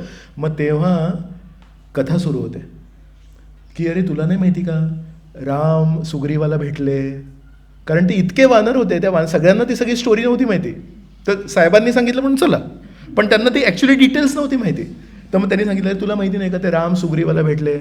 मग रामाचे वडील दशरथ महाराज, मग दशरथ महाराज ते राजा, तर त्या कथेमध्ये मग येतं जटायूचे संदर्भ येतो, आणि तो जटायू शब्द ऐकून तिथे संपाती जे त्या प्रसंगामध्ये सूर्यप्रकाश सूर्याच्या ज्वाळा जटायूवर पडतील म्हणून संपातीने आपले पंख पसरवलेले असतात मोठ्या भावाने, तर त्याचे पंख जळतात, तर तो खाली पडतो आणि जटायू दुसरीकडे पडतो. तो संपाती इथे पडतो, तर संपातीचा आवाज येतो तिथून, कोण म्हणतंय जटायूबद्दल, कोण बोलतंय. तर हे सगळे तो गंमत करत असतात की अरे सोडा तर इथेच राहा, कोण जाईल तर परत, आणि आपलं आपण अयशस्वी ठरलो हे कसं अपयशी ठरलो हे कसं सांगायचं. मग तेव्हा जटायूचं नाव ऐकून संपाती म्हणतो, मग ते लोक सगळी स्टोरी सांगतात. मग संपाती म्हणतो जरी मी वृद्ध झालो आहे आणि जरी माझे पंख जळाले आहेत तरी पण माझे डोळे अजूनही शाबूत आहेत, तर मला जर तुम्ही उंचावट्यावर जर नेलं तर तिथून मी अजूनही बघू शकतो. मग ते सगळे वानर संपातीला असं उंच स्थानावर घेऊन जातात आणि तिथून मग संपातीचे डोळे वापरून ते दुरून बघतात आणि त्यांना सीतादेवी दिसते. मग संपाती म्हणतात की हो आहे सीतादेवी, आणि मग ते पुढचं मग हनुमानजी जातात वगैरे. तर तेव्हा पण वानरांनी काय केलं होतं, वानर विसरले होते की आपण कशासाठी आलो, मला सोडून द्या सगळे इथेच राहूया, आराम करूया म्हणून. तसं सुग्रीव म्हणतायत जर ते अपयशी ठरले असते तर एकतर तिथेच कुठेतरी दुसरीकडे गेले असते, कारण त्यांना माझा राग माहिती आहे, मी किती रागीट आहे हे माहिती आहे, किंवा दुसरं आले जरी असते तरी खंत भावनेने आले असते. पण आता जेव्हा दक्षिण भारताची सर्च पार्टी आली आणि एवढ्या पार्टी मूडमध्ये आहेत आणि माझा पूर्ण गार्डन खाऊन टाकला, तर मी याच्यातून एक निष्कर्ष लावू शकतो की आपली दक्षिण भारताची जी सर्च पार्टी आहे ती यशस्वी झाली आहे. हरी बोल. तर ते ऐकून मग दधीमुख थोडा शांत होतो ना, तर दधीमुखाला तेव्हापर्यंत भीती वाटत असेल की आता मला काय सजा मिळणार आहे म्हणून. पण पहिल्यांदा सुग्रीव, कारण तर रामचंद्राचा त्यांनी संग केला आहे, रामचंद्रांकडून ते शिकलेत, तर म्हणतात अरे कधी कधी ना आपल्या कालचे लोक आपलं जेव्हा आज्ञापालन नाही करत, पण त्याचं कारण काय आहे, तर ॲक्च्युली त्यांनी राजाच्या गार्डनचा उपभोग नव्हता करायला पाहिजे, पण त्याच्यामागे कारण काय आहे. कारण हे की माझे अनुयायी माझं आज्ञापालन नाही करत आहेत. का बरं? की मी ज्यांचं आज्ञापालन करतो त्यांचं काम झालं आहे. तर मी कोणाचा तरी स्वामी आहे, पण मी कोणाचा तरी दास आहे. तर जेव्हापर्यंत माझे अनुयायी माझं आज्ञापालन करतात तेव्हापर्यंत शिक्षा द्यायची की काय करायचं ते माझ्याकडे शक्ती आहे किंवा माझ्याकडे तो अधिकार आहे. पण जेव्हा माझे अनुयायी माझा आज्ञाभंग करून माझं आज्ञापालन न करता पण माझ्या स्वामींना खुश करतायत, माझ्या स्वामींचं काम झालं, तर त्यामध्ये माझ्या स्वामींच्या काम झाल्यामध्ये मला स्वतःचा आनंद शोधायला पाहिजे. तर मग सुग्रीव त्याच्यातून काय शिकतात? रामचंद्र खुश झाले नाही, दक्षिण भारतातली पार्टी, मग त्याच्यामध्ये ना माझं गार्डन खराब झालं, माझ्या आज्ञेचं काय झालं याच्यात जास्ती महत्त्व नाही द्यायचं. महत्त्व हे द्यायचं की माझ्या स्वामींचं काम झालं. आणि त्याच्यामुळे सुग्रीव म्हणतात काही नाही, उलट छान झालं, याच्याने मला एक संकेत मिळाला की दक्षिण भारतातली सहज पार्टी यशस्वी झाली. मग सगळ्या वानरांना बोलवतात सुग्रीव. मग सगळे वानर येतात आणि राम आता विचार करतायत. ॲक्च्युली शब्दांमध्ये ऐकायचं आहे मला. आता शोध कोणी लावला आहे? हनुमानजींनी. पण साधारणपणे आपण म्हणतो ना की जो शोध लावतो तो मागे असतो. एक कनिष्ठ अधिकारी असतो, एक मध्यम अधिकारी असतो आणि एक उत्तम अधिकारी असतो. कनिष्ठ अधिकारी कोण आहे? कनिष्ठ अधिकारी तो आहे जो केवळ परमेश्वराची सेवा करतो, पण परमेश्वराची सेवा करणाऱ्या भक्तांची कधी सेवा नाही करत. त्याला वैष्णवांमध्ये फुल्ली फोकस्ड आहे, तो विष्णूंवर फोकस्ड आहे. त्याला वैष्णवांमध्ये कनिष्ठ म्हटलं आहे. त्याला उच्च नाही म्हटलं. अरे किती उच्च आहे, फक्त भगवंतांची सेवा करतो. आणि मध्यम कोण आहे?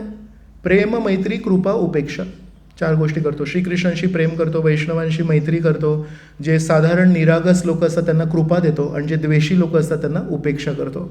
आणि उत्तम अधिकारी कोण आहे? उत्तम अधिकारी आहे त्याला जर आपण म्हटलं की तुम्ही काय सेवा केली परमेश्वराची, तर तो म्हणतो आमार जीवन सदा पापेरत नाहिक पुण्येर लेश. भक्तिविनोद ठाकूर सांगतात की माझ्या जीवनामध्ये फक्त पापच केले मी आणि पुण्याचा लेश मात्र पण नाही आहे. तर उत्तम अधिकारी आहे तो काय म्हणतो? माझ्या जीवनामध्ये मी कधी भक्ती केलीच नाही आणि माझ्या आजूबाजूला जे लोक आहेत हे किती चांगले भक्त आहेत, हे किती चांगले भक्त आहेत, हे किती चांगले भक्त आहेत.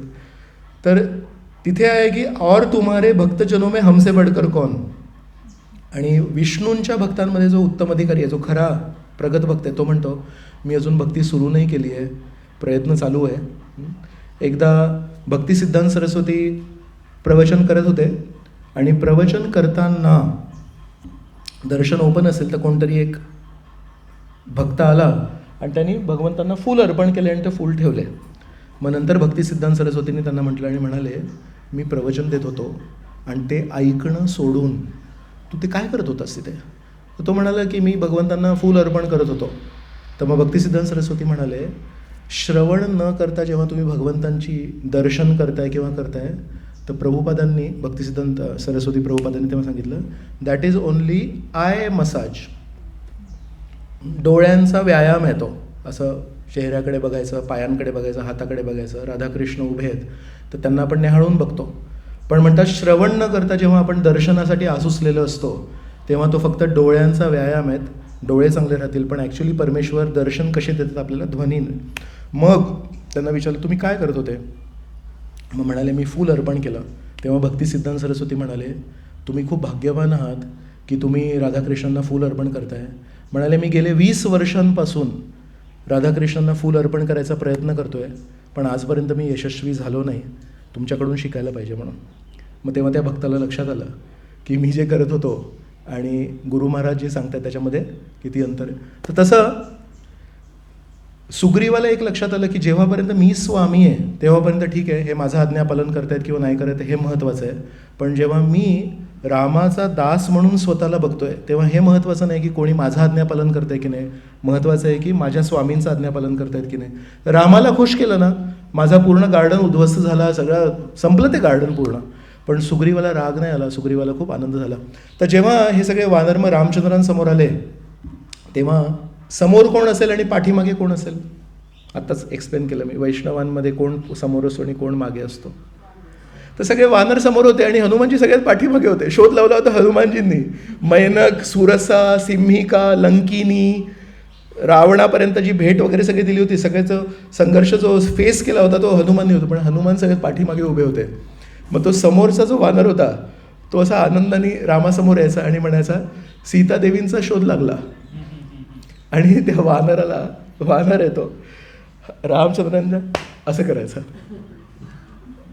थाप मारायचा, माहिती आहे का सीतादेवीचा शोध लागला, ठाप. आणि मग बाकीचे वानर म्हणायचे चल मागे होतो, आता आम्हाला ही खबर सांगायची.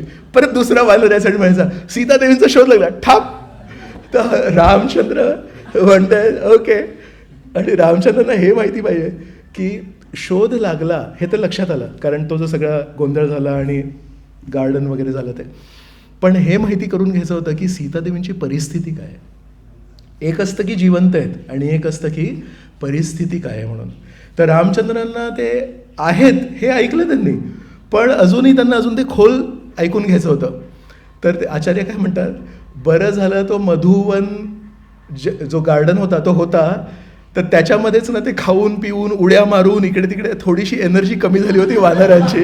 नाही तर असे फ्रेश रामचंद्रांकडे आले असते आनंदाने. सीतादेवी ठाप ठाप ठाप, माहिती नाही रामचंद्राला काय केलं असतं म्हणून. म्हणतं तिथेच अर्धी एनर्जी त्यांची कमी झाली होती. आणि आता रामचंद्रांना तर रामचंद्र पण त्यांच्या आनंदामध्ये आनंद घेतात, चला आनंदी आहेत ना, खुश आहेत ना, नो प्रॉब्लेम म्हणून. असं करता करता सगळे वानर येऊन आपापलं काम करून जातात. मग शेवटी हनुमानजी आहेत, ज्यांनी ॲक्च्युली शोध लावला, ज्यांनी ॲक्च्युली खरं काम केलं ते मागे आहेत. मग हनुमानजीला बोलवतात. त्यांना लक्षात येतं हनुमानजींनी ती सेवा केली आहे म्हणून. मग हनुमानजींना म्हणतात सीता कशी आहे. मग तेव्हा हनुमानजी म्हणतात की मी सीतादेवींना नाही बघितलं, मी धैर्य आणि पतिव्रताचा जो गुण येतो आणि शौर्य, धैर्य शौर्य आणि पतिव्रता धर्माची मूर्ती बघितली मी. तर हे ऐकून रामचंद्रांना मनामध्ये प्रेम निर्माण होतं की सीता हे म्हणतायत शौर्य आहे त्यांच्यामध्ये. शौर्य कशाचं शौर्य आहे. एक शौर्य असतं लढाई लढण्याचं. कुठली लढाई, बाह्य लढाई. आणि एक लढाई असते की आजूबाजूला सगळे शत्रू आहेत आणि मी इथे किती दिवस राहीन आणि माझं काय होईल मला काहीही माहिती नाही. त्या परिस्थितीमध्ये आपले जे तत्व आहेत, आपले जे मूल्य आहेत ते टिकवून ठेवणे. सगळे आजूबाजूला मारहाण करतायत. कुठली मारहाण करतायत, शाब्दिक मारहाण करतायत. एक असते हत्यारांनी मारहाण, एक शाब्दिक पडते. तर सीतादेवींवर नित्य युद्ध चालायचं. जे राक्षस होते किंवा राक्षसी होते दोन्ही, कधी त्यांनी भाल्यांनी, बाणांनी, तलवारींनी वार नाही केला सीतादेवींवर. सीतादेवींवर त्यांनी शाब्दिक केलं, तुला कोणी वाचवायला येणार नाही आहे, तू लंकेमध्ये आहेस, लंकेमध्ये देवी देवता पण येऊ शकत नाही, तर तुझा राम कसा येणार आहे, आणि तू मला शरणागत हो. आणि राक्षसी पण येऊन त्यांना नेहमी त्रास द्यायचे की सोडून दे हे सगळं, कोणी येणार नाही आहे, रावणाला शरण जा, तुला मंडोदरीपेक्षा श्रेष्ठ स्थान मिळणार आहे. तर सगळे जण त्यांच्यावर शाब्दिक मारहाण करतायत, पण तरी सीतादेवी आशा लावून बसलेत की नाही रामचंद्र येतील म्हणून. तर ते शौर्य. आणि तो दिवस कधी उजाळेल, तो दिवस कधी येईल जेव्हा राम येतील, त्याच्यासाठी धैर्य. आणि त्या सगळ्या गोष्टीमध्ये आपल्या पतीप्रती त्यांच्या मनामध्ये कधीही संशय नाही आला. तर पतिव्रता गुण. तर म्हणून हनुमानजी म्हणतात मी या 3 गुणांची मूर्ती बघितली. तर हनुमानजींचे हे शब्द ऐकून प्रभू रामचंद्रांना इतका आनंद होतो. रामचंद्र तेव्हा म्हणतात माझ्याकडे तिची एक अंगठी होती तर आधीच दिली तुला त्यांना दाखवण्यासाठी. तर म्हणतात आता माझ्याकडे तुला द्यायला काहीही नाही आहे, कमीत कमी ती अंगठी होती तेव्हापर्यंत, आता काही नाही आहे. तर म्हणतात माझ्याकडे फक्त माझं प्रेम आहे तुला द्यायला. आणि तेव्हा हनुमानजींना जवळ घेतात आणि पूर्ण आपल्या हृदयातलं प्रेम आपल्या भुजांमध्ये टाकतात. आणि त्या प्रेमळ भुजांनी आणि त्या बाहूंनी हनुमानजींना एकदम घट्ट मिठी मारतात. तर ते जे मी तुम्हाला सांगत होतो की आपल्याला रामदूत बनायचं आहे की सीतादूत बनायचं आहे, ते कशासाठी. तर रामदूत जेव्हा हनुमान होते तेव्हा त्यांना युद्ध मिळालं आणि तेव्हा त्यांना शेपटीला आग मिळाली, शेपटी जळाली त्यांना. आणि जेव्हा सीतादूत बनले तेव्हा रामचंद्रांचं प्रेमाने परिपूर्ण आलिंगन भेटलं. तर म्हणून आचार्य आपल्याला म्हणतात सीतांचं दूत बनलेलं बरं आहे, रामाचं दूध बनल्यावर त्रास होतो. तर भक्ती देवीला आपण नेहमी प्रार्थना करायला पाहिजे. मग राम अजून त्यांना म्हणतात की मला अजून सांग, सीतादेवींनी तुम्हाला काय काय सांगितलं. मग तेव्हा काही आंतरिक गोष्टी होत्या, त्या फक्त राम आणि सीताला माहिती होत्या, त्या अजून कोणाला माहिती नव्हत्या. त्या गोष्टी सीतांनी हनुमानाला सांगितल्या होत्या, कारण मुलगा आहे तो, मुलाला सांगू शकतो. आणि त्या का सांगितल्या होत्या, जसं सीतादेवींना पण हे पटायला पाहिजे की हा रामाचा अधिकृत आहे, तसं सीतादेवींच्या पण मनात होतं की यांना पण पटायला पाहिजे की हा नाही, हा खरोखर मला भेटला आहे, अधिकृत माहिती घेऊन आला आहे म्हणून सीतादेवींनी सांगितलं मी तुला काय काय गोष्टी सांगते, या गोष्टी तू रामाला सांग. तर एक गोष्ट सांगितली त्यांनी की जेव्हा आम्ही चित्रकूटमध्ये होतो तेव्हा चित्रकूटला मंदाकिनी गंगेच्या काठावर जेव्हा एकदा बसलो होतो तेव्हा रामचंद्र हे माझ्या कुशीत डोकं ठेवून थोडा आराम करत होते. आणि तेव्हा इंद्राचा मुलगा होता, त्याचं नाव होतं जयंत. तर जयंताने बघितलं की एक सुंदर महिला आहे आणि एक सुंदर पुरुष आहेत आणि बसले आहेत, आणि जे पुरुष आहेत ते झोपी गेलेत, आराम करत आहेत. तर त्यांच्या मनात काहीतरी चुकीचे विचार आले. तर ते एका कावळ्याचं शरीर घेऊन आले जयंत, आणि त्यांनी असं सीतादेवींच्या जवळ येऊन बसले आणि सीतादेवींकडे असे चुकीच्या नजरेने बघत होते. तर सीतादेवींच्या कुशीमध्ये रामचंद्र होते, तर सीतादेवींनी काही बोलले पण नाही आणि किंवा हल्ले पण नाही. तर आधी तो दूर होता कावळा, मग एक पाऊल जवळ घेतलं. बघितलं कधी कावळ्याला? आजही असं थोडं काही खायला टाकलं तर तो आधी दूर येऊन बघतो, मग आजूबाजूला बघतो, मग एक पाऊल जवळ येतो, मग परत बघतो, असं हळूहळू येतो. तो असं एकदम पटकन येत नाही, त्यात शौर्य नसतं त्याच्यामध्ये तेवढं. तर तो जवळ आला, मग असं करत करत एकदम जवळ आला. मग त्याला लक्षात आलं की हे तर आराम करतायत, यांना भान नाही आहे. तर तेव्हा त्यांनी काय केलं, सीतादेवींच्या खूप जवळ आला तो. मग सीतादेवींनी असा हात वर केला. मग त्यांनी काय केलं, त्यांच्या चोचेने सीतादेवींच्या शरीराला पण त्यांनी घाव केले. मग त्यावेळेस रामचंद्र उठले आणि रामचंद्रांनी उठून बघितलं तर सीतादेवींच्या शरीरावर काही असे घाव झाले होते आणि रक्त पण बघितलं सीतादेवींचं. तेव्हा रामचंद्रांना इतकं वाईट वाटलं. रामचंद्र म्हणाले हे काय चाललं आहे काय. मग आजूबाजूला बघितलं तर तो कावळा होता आणि त्या कावळ्याच्या चोचेला थोडं रक्त होतं. मग तेव्हा रामचंद्रांनी एक तृणपात घेतला आणि त्या तृणपाताला त्यांनी ब्रह्मास्त्राचा मंत्र बोलले आणि त्या तृणपाताला त्यांनी त्या कावळ्याकडे फेकलं. मग त्या कावळ्याकडे जेव्हा फेकलं, कावळ्याला लक्षात आलं, आता जयंतला कळलं. तर जयंत कुठे जाणार, वडिलांकडे, इंद्राकडे जाणार. मग इंद्राकडे गेला. इंद्र म्हणाले त्यांच्याशी वैर नव्हतं घ्यायचं, ते आपले स्वामी आहेत, तर मी तुला नाही वाचवू शकत. मग ब्रह्मदेवांकडे गेले. मग ब्रह्मदेव पण म्हणाले नाही वाचवू शकत. मग आता काय करायचं. मग म्हणाले पुन्हा आता जाऊन त्यांचीच माफी मागतो म्हणून. तर मग तो जयंत पूर्ण फिरून आणि त्याच्या मागे तो ब्रह्मास्त्र लागला होता, तो तृणपाताचा ब्रह्मास्त्र. बाण नको, बाणाची गरज नाही रामचंद्रांना. असा तो जयंत पुन्हा परत आला आणि त्यांनी बघितलं की रामचंद्र खूप क्रोधित झाले होते.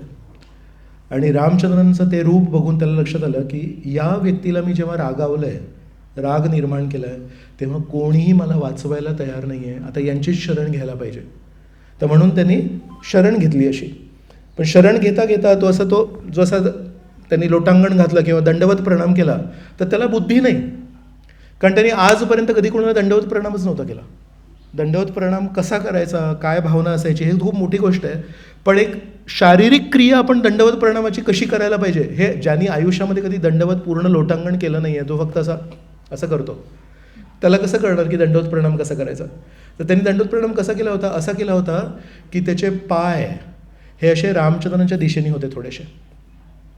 शरणागती घ्यायची आहे. कशासाठी शरणागती घ्यायची आहे, त्याला त्या ब्रह्मास्त्रापासून वाचायचं आहे. त्याला शरणागती त्या व्यक्तीचं शरण घेण्यासाठी नाही घ्यायची आहे. माझ्या पाठीमागे जो ब्रह्मास्त्र लागला आहे तो वाचण्यासाठी शरणागती घ्यायची.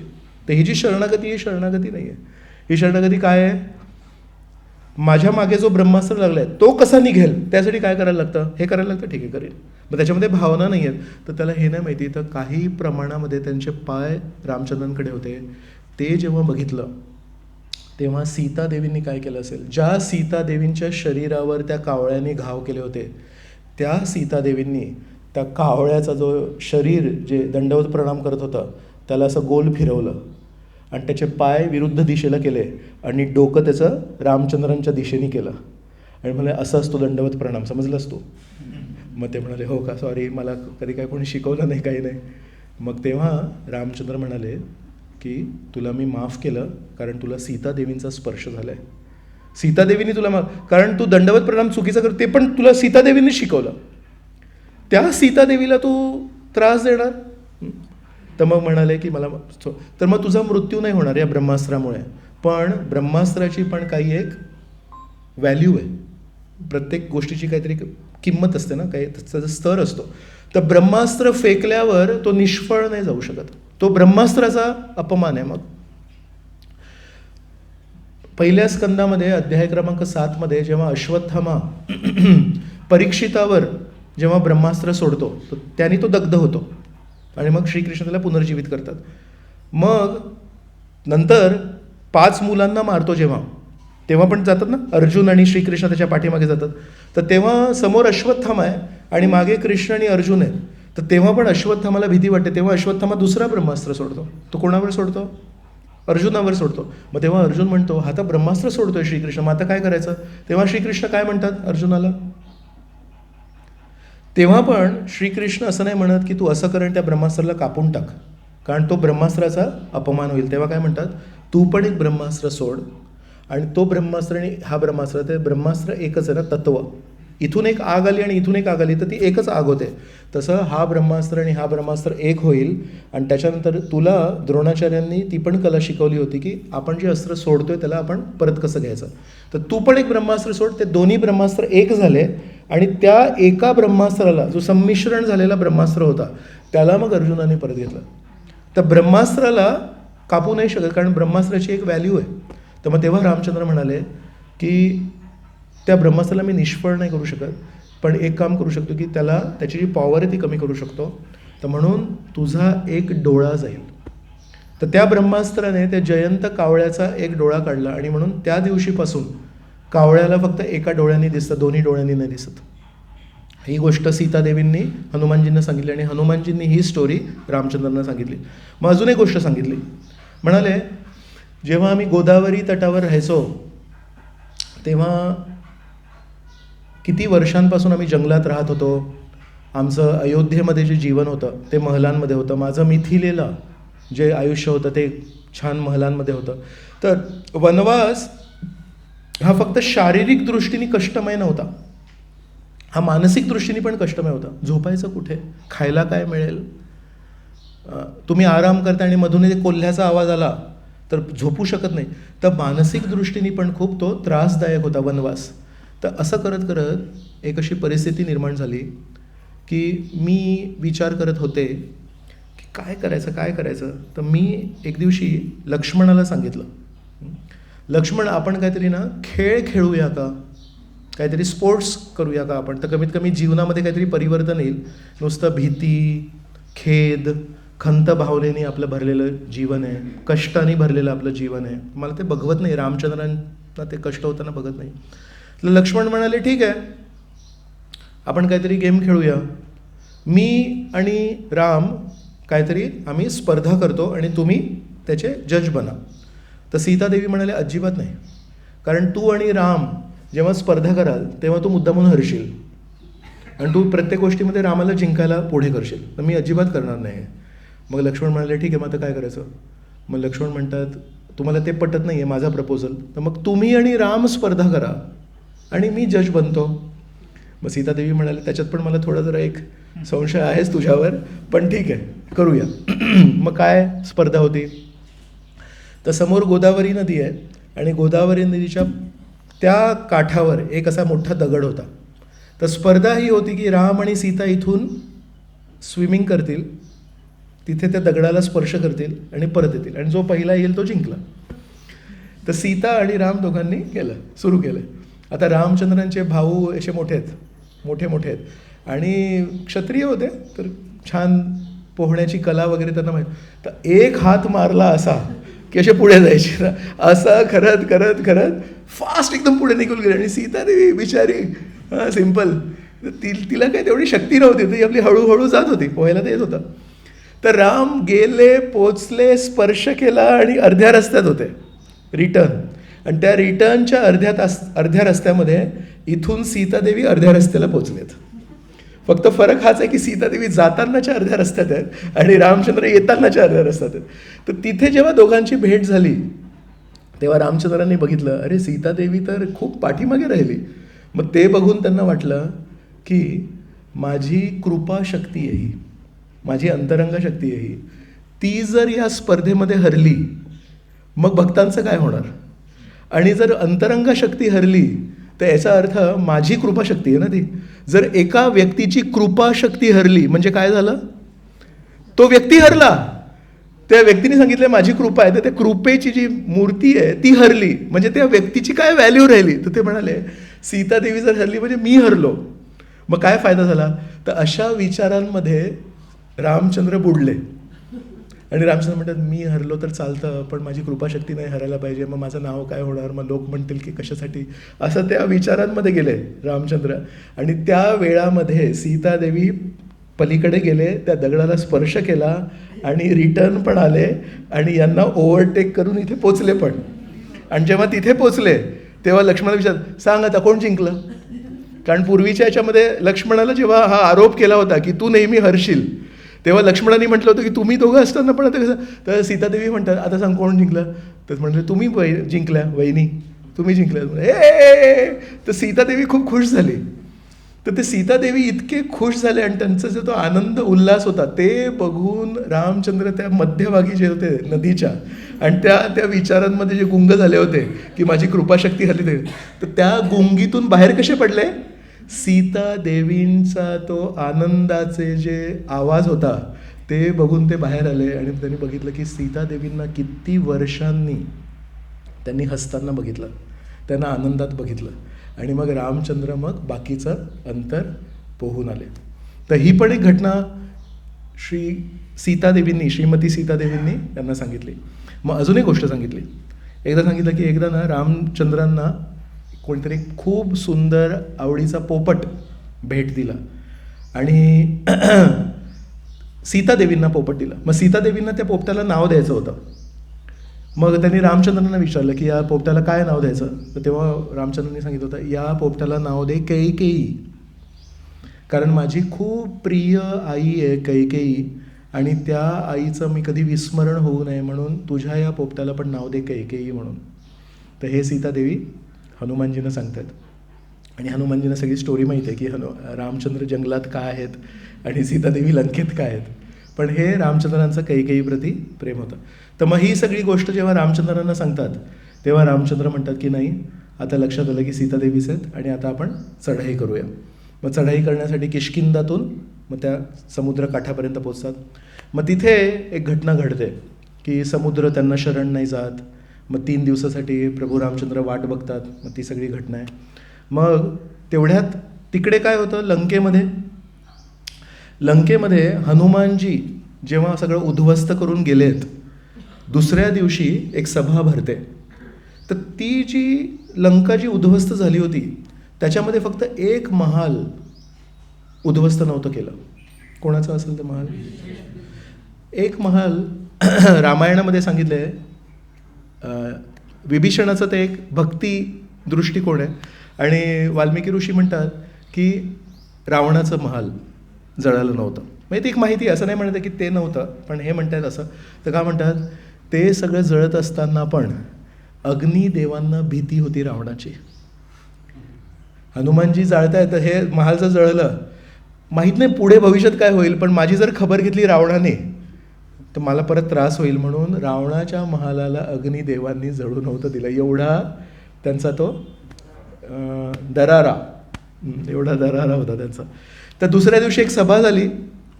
त्या सभेमध्ये सगळे मोठे मोठे त्यांचे सैनिक आहेत, सगळे वेगवेगळे दानव राक्षस आहेत आणि हे विचारतात बोला आता काय करायचं आहे.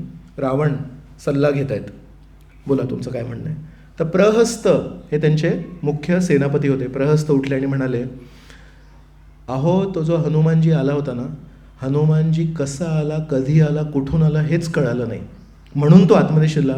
मला थोडी जरी चाहूल लागली असती हनुमानजी येण्याची, मी तुम्हाला आश्वासन देतो हनुमानजींना काय मी पूर्ण या पृथ्वीला वानरमुक्त केलं असतं. पण फक्त मला चाहूल नाही लागली आणि आज आत्ता तुम्ही मला आज्ञा द्या, मी आज पण आत्ता जातो, एकटा मी जाईन आणि सर्व वानरांना संपवून टाकतो आणि पृथ्वीला वानरमुक्त करू शकतो. म्हणजे ठीक आहे. मग विरूपाक्ष होता एक. विरूपाक्ष उठला आणि तो म्हणाला, तुम्ही मला आज जर आज्ञा दिली एकट्याला तर मी आता जातो आणि हे 2 मनुष्य आहेत, राम आणि लक्ष्मण, हे काय करणार आहेत माझा? आपण मोठे मोठे राक्षस आहोत, तुमचं पण खूप शूरवीर आहात तुम्ही. राम आणि लक्ष्मणाला मी संपवीन आणि ही जी माझ्याकडे लोखंडाची एक गदा आहे, या लोखंडेच्या गदेने राम लक्ष्मण त्या पूर्ण वानर सेनाला मी पूर्ण संपवून टाकेन. हे सगळं रावण ऐकतायत, पण मनात काय विचार आहेत माहिती आहे?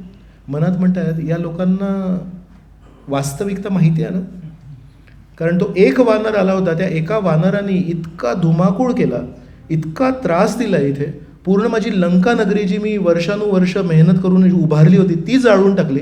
आणि हे लोक किती लाईटली घेत आहेत, म्हणजे मी करीन, मी एकटा करीन, मी पूर्ण पृथ्वीला वानरमुक्त करीन ना. वास्तविकता माहिती की नाही?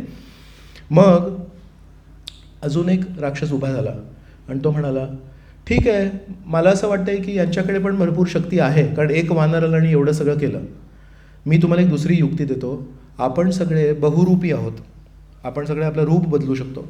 आपण रूप बदलूया आणि रामचंद्रांच्या सेनेमध्ये आपण सामील होऊया. आणि कसं सामील व्हायचं? आपण मनुष्य रूप घेऊया आणि सांगूया, आम्हाला भरताने पाठवलं आहे, भरतापर्यंत ही कथा पोचली, ही गोष्ट पोचली, तर भरत महाराजांनी आमच्या एका टोळीला पाठवलं तुम्हाला मदत करण्यासाठी, चला आपण असं करूया. आणि अशा प्रकारे जेव्हा आपण त्यांच्यामध्ये सामील होऊ आणि तेव्हा मग राक्षस लोकांना आपण सांगू की एका ऐन वेळी तुम्ही वर आकाशातून पण आक्रमण करा आणि आपण त्यांच्यामध्ये असू, मग आपण आजूबाजूच्या वानरांना मारू आणि वरून आकाशातून पण काही राक्षस टाकले. अशा प्रकारे आपण त्या पूर्ण सैन्याला समाप्त करू शकतो. तर रावण हे सगळं ऐकतोय, पण तो विचार करतोय की हे सगळं मला असं काही एवढं पटत नाही आहे, अजूनही समजत नाही आहे की काय योग्य आहे काय अयोग्य. हे लोक विचार करून सांगतायत की असंच पटकन सांगतायत. मग त्याच्यामध्ये विभीषण उभा झाला आणि विभीषण म्हणतो की कुठल्या परिस्थितीमध्ये आपण बळ वापर करायला पाहिजे, बळाचा वापर आक्रमणाचा वापर करायला पाहिजे. म्हणतात, जेव्हा समोरचा माणूस कमकुवत असेल, त्याच्यामध्ये काही शक्ती नाही, तर तेव्हा शक्तीने आक्रमण करून त्याला मारायला पाहिजे. तर म्हणतात, शक्तीचा वापर शेवटचा असतो, शक्तीचा वापर शेवटचा असतो. सगळ्यात पूर्वी शक्तीचा वापर नसतो करायचा. बाकी काही दुसऱ्या गोष्टी आहेत का बघ. समजा तो सीतादेवींना परत दिलंस तर ते युक्ती सांगतात की पूर्ण शहर पण वाचेल, पूर्ण राक्षस कुळ पण वाचेल आणि हे युद्ध पण टळेल, पण ते ऐकायला तयार नाहीत. मग म्हणतात, दुसरी गोष्ट आहे, जेव्हा आपण शक्तीचा वापर करू शकतो की समोरच्या माणसाकडे पुण्य नाही आहे काही, मग त्याच्यावर जेव्हा आक्रमण करू तेव्हा त्याला वाचवायला कोणी काही मदत नाही करणारे, वरून पुण्यच नाही आहे त्याच्याकडे, तर शक्तीहीन असेल तर त्या शक्तीचा वापर करायला पाहिजे, मग आपण नक्की जिंकू. पुण्यवान नसेल तर शक्तीचा वापर करायला पाहिजे, मग त्याला ठेचू शकतो. म्हणतात, पण या कुठल्याही गोष्टी रामचंद्रांना लागू होत नाहीत. रामचंद्रांकडे बळ पण आहे, एक आला होता त्यांनी एवढं सगळं केलं, आणि त्यांच्याकडे पुण्य पण खूप आहे, आणि त्यांच्याकडे देवी देवतांचे पण आशीर्वाद आहेत, नाही तर एकटा व्यक्ती आजपर्यंत इथपर्यंत पोचलाच नसता. म्हणून अशा व्यक्तीसमोर आपण शक्तीचा वापर नाही करायला पाहिजे, आपण मैत्री करून माघार घ्यायला पाहिजे. तुम्ही विसरले का, तुम्ही ज्याला तेव्हापासून सगळेजण मनुष्य मनुष्य म्हणताय, खर आणि दूषण हे 14,000 राक्षसांना घेऊन गेले होते आणि 48 मिनिटात एका मुहूर्तामध्ये एकट्या रामाने 14,000 राक्षसांना आणि खर आणि दूषण यांना समाप्त केलं होतं. तेव्हा त्यांच्याकडे कोणीही नव्हतं, मदतीला पण नव्हतं कोणी, एकटा रामचंद्रांनी केलं होतं ते. आणि त्याच्या एकट्या दूताने आज येऊन इथे तेवढ्याच राक्षसांना लंकेमध्ये मारलंय. तर एक राम तेवढं करू शकतो, एक हनुमान तेवढं करू शकतो, आणि आता रामाकडे लक्ष्मण पण आहे आणि त्या हनुमानाकडे सुग्रीव पण आहे, आणि बाकी अंगद, नल, नील एवढे सगळे, जांबवान एवढे सगळे मोठे मोठे सगळे सैनिक लोक आहेत. थोडासा विचार कर, असं करायचं नाही. हे सगळं ऐकून थोडेसे संशय रावणाच्या मनामध्ये निर्माण झाले. तर रावण म्हणतो, ठीक आहे, आज याच्यावर निर्णय नाही घ्यायचा आहे, सभा बरखास्त झाली म्हणून. बस घरी जाऊन विचार करत होता. दुसऱ्या दिवशी परत विभीषणाला मनामध्ये एक विचार झाला, माझा भाऊ आहे, याला मदत करायला पाहिजे. तर सकाळी सकाळी विभीषण, कोणी त्याला बोलावलं नाही आहे, पण सभेमध्ये रावण जाण्यापूर्वी त्यांच्या महलात गेला विभीषण आणि महलात जाऊन त्यांना सांगतोय की बघ असं नको करू. तेव्हा रावणाने परत ऐकलं आणि म्हणाले, मी काही माघार घेणार नाही आहे आणि तू मला वारंवार चुकीचा सल्ला देऊ नको. मग त्या दिवशी त्याचं परत सकाळी ऐकलं नाही आणि सभेमध्ये बसलेत. मग त्या सभेमध्ये पुन्हा एकदा रावणाने म्हटलं, काल आपण जी चर्चा केली त्या चर्चेला मला पुढे घेऊन जायचं आहे, सांगा काय करायचं आहे म्हणून. सुरुवात करताना म्हणाले, मी 1 वर्षाची मुदत दिली होती सीतादेवींना. तर सीतादेवीनं काय त्यांनी सांगितलं होतं की 1 वर्ष आहे तुमच्याकडे, या 1 वर्षामध्ये तुम्ही मला स्वीकार करा, नाही तर त्या वर्षाच्या शेवटी मी तुम्हाला खाऊन टाकीन म्हणून, मी राक्षस आहे. आणि सीतादेवींवर पण तो प्रेशर होता की समजा रामचंद्रांना विलंब झाला, उशीर झाला, तर हा मला खाऊन टाकू शकतो म्हणून. पण या सभेमध्ये रावण काय म्हणतात, सभेमध्ये रावण म्हणतात की जर थोडं आपण या सिच्युएशनला फक्त धरून ठेवू शकलो, म्हणजे आपण पण आक्रमण नाही करायचं, त्यांना पण आक्रमण नाही करू द्यायचं, असं फक्त लांबवत गेलो, 1 वर्षानंतर सीतादेवींनी मला आश्वासन दिलं आहे की ते मला समर्पण करतील. खोटं बोलला रावण. तर आपल्या अनुयायींशी पण रावण खोटं बोलतो आणि म्हणतोय, कारण एक माणूस स्ट्रॉंगली म्हणतोय युद्ध करू नकोस, आणि काही लोक आहेत ते खूप स्ट्रॉंगली म्हणतात युद्ध कर, चढाई कर, आपण करूया. आणि रावणाला नक्की निश्चय काय करायचं ते कळत नव्हतं. तर रावणाने काय ठरवलं, आपण आज एक असा प्रस्ताव मांडूया की आपण फक्त याला लांबवत जायचं आणि त्याच्यासाठी तरी तुम्ही मला मदत करा. आणि आज या सगळ्या लोकांसमोर खोटं बोलले रावण. 1 वर्षांनी सीतादेवींनी मला कबूल केलं की सीतादेवी मला शरण जाईल म्हणून. मग हे जेव्हा ऐकलं तेव्हा महापार्श्व म्हणून एक व्यक्ती होते, महापार्श्वाने एक डाऊट केला. मग म्हणाले, एक वर्षानंतर सीतादेवी तुम्हाला शरण जाणार आहे, पण 1 वर्षापर्यंत तुम्ही वाट कशासाठी बघताय? तुम्ही तर अशा वाट बघणाऱ्यांमधले नाही आहात, उत्साहात, निश्चयात, धैर्यात नाही आहात. तुम्ही उत्साहात आहात आणि निश्चयात आहात, पण धैर्यात तर नक्की नाही आहात. मग तुम्ही का करताय? मग तेव्हा त्यांनी सांगितलं, रावणाने सांगितलं की नाही, याच्यापूर्वी मी रंभा नावाच्या अप्सरेवर जबरदस्ती केली होती आणि तेव्हा त्यांचे जे नवरे होते, पती होते, त्यांचं नाव होतं नलकुवर. तर नलकुवरनी मला शाप दिला होता की ही शेवटची वेळ आहे, तुम्ही कोणावर जबरदस्ती करताय, पुढच्या वेळेस जर कोणा महिलेवर जर तुम्ही जबरदस्ती केली तर तुमचा मृत्यू होईल. आणि त्या शापामुळे मी जबरदस्ती नाही करत आहे, नाही तर तुला मला सांगायची गरज नाही, मी कधीच सीतादेवींवर जबरदस्ती केली असती. तर हे आपल्याला का माहिती पाहिजे, कारण कधीकधी काही लोक आहेत या जगामध्ये, ते असं म्हणतात की ठीक आहे, रावणाचे तुम्ही नेहमी दुर्गुण बघता, पण रावणाने सीतादेवींवर कधी जबरदस्ती नाही केली, म्हणजे रावणामध्ये काही चांगले गुण होते. तर हे तुम्ही माहिती पाहिजे आपल्याला की त्या शापाच्या भीतीमुळे रावणाने जबरदस्ती नाही केली, नाही तर त्यांनी केली असती. तर त्यासाठी तो म्हणतोय की थोडं माझी साथ द्या तुम्ही. मग हे जेव्हा ऐकलं तेव्हा कुंभकर्ण होता तिथे. तर कुंभकर्णाने पण तपस्या केली होती, रावणाने पण तपस्या केली होती, शूर्पणखीने पण तपस्या केली होती. पण जेव्हा तपस्या केली तेव्हा सरस्वती देवीने त्यांच्या जिभेवर स्थान केलं आणि मागून त्यांनी काय मागितलं की मला 6 महिन्यासाठी झोप येऊ द्या. त्यांना जे मागायचं होतं ते जर मागितलं असतं त्यांनी, तर ते देवतांना पण कष्ट झाले असते. तर म्हणून 6 महिने कुंभकर्ण झोपायचे आणि 1 दिवस उठायचे, 1 दिवस जागे असायचे, परत 6 महिने. तर ही जी सभा जी चालू होती त्या दिवशी त्यांचा जागे असण्याचा दिवस होता. तर म्हणून त्या दिवशी ते सभेत उपस्थित होते. तर म्हणतात, तू आता एवढे सगळे मोठे मोठे आम्हाला प्रश्न विचारतोयस की चढाई करायची की नाही करायची, की 1 वर्ष होईपर्यंत आता काहीच दिवस बाकी तर त्यांना असं थांबवून ठेवायचं. मला तुला एक प्रश्न आहे, तू जेव्हा सीतांचं अपहरण करून इथे त्यांना घेऊन आलास तेव्हा आम्हाला कोणाला विचारलंस का? तू जेव्हा चूक करतोस तेव्हा कोणाला विचारत नाहीस, आणि आता चूक झाल्यानंतर त्याचे जेव्हा परिणाम भोगायची वेळ आली आहे तेव्हा आमच्या सगळ्यांची सभा घेतोयस. जेव्हा सीतादेवींचं अपहरण करायला तेव्हा सभा का नाही घेतलीस आणि विचारलं का नाहीस की सीता करू का अपहरण, तो तुमची संमती असेल तर अपहरण करीन म्हणून. म्हणून कधीकधी आपण बघतो की रावणाने जेव्हा स्वतःला ते जे करायचं होतं तेव्हा त्यांनी केलं ते, आणि आता जेव्हा त्याला ती समस्या झाली आहे तेव्हा तो सभा घेऊन सभेला विचारतोय की आता काय करायचं. तर हे जेव्हा प्रश्न झाला त्याच्यानंतर मग कुंभकर्ण परत झोपी गेला आणि मग नंतर जेव्हा खूप कठीण परिस्थिती निर्माण झाली की आता कोणीच नव्हतं, तेव्हा मग रावणाने कुंभकर्णाला झोपेतून उठवलं. तर या दिवशी कुंभकर्ण जागा होता. मग विभीषण तेव्हा सगळ्यांसमोर उभा झाला आणि म्हणाला, मला एक प्रश्न विचारायचा आहे.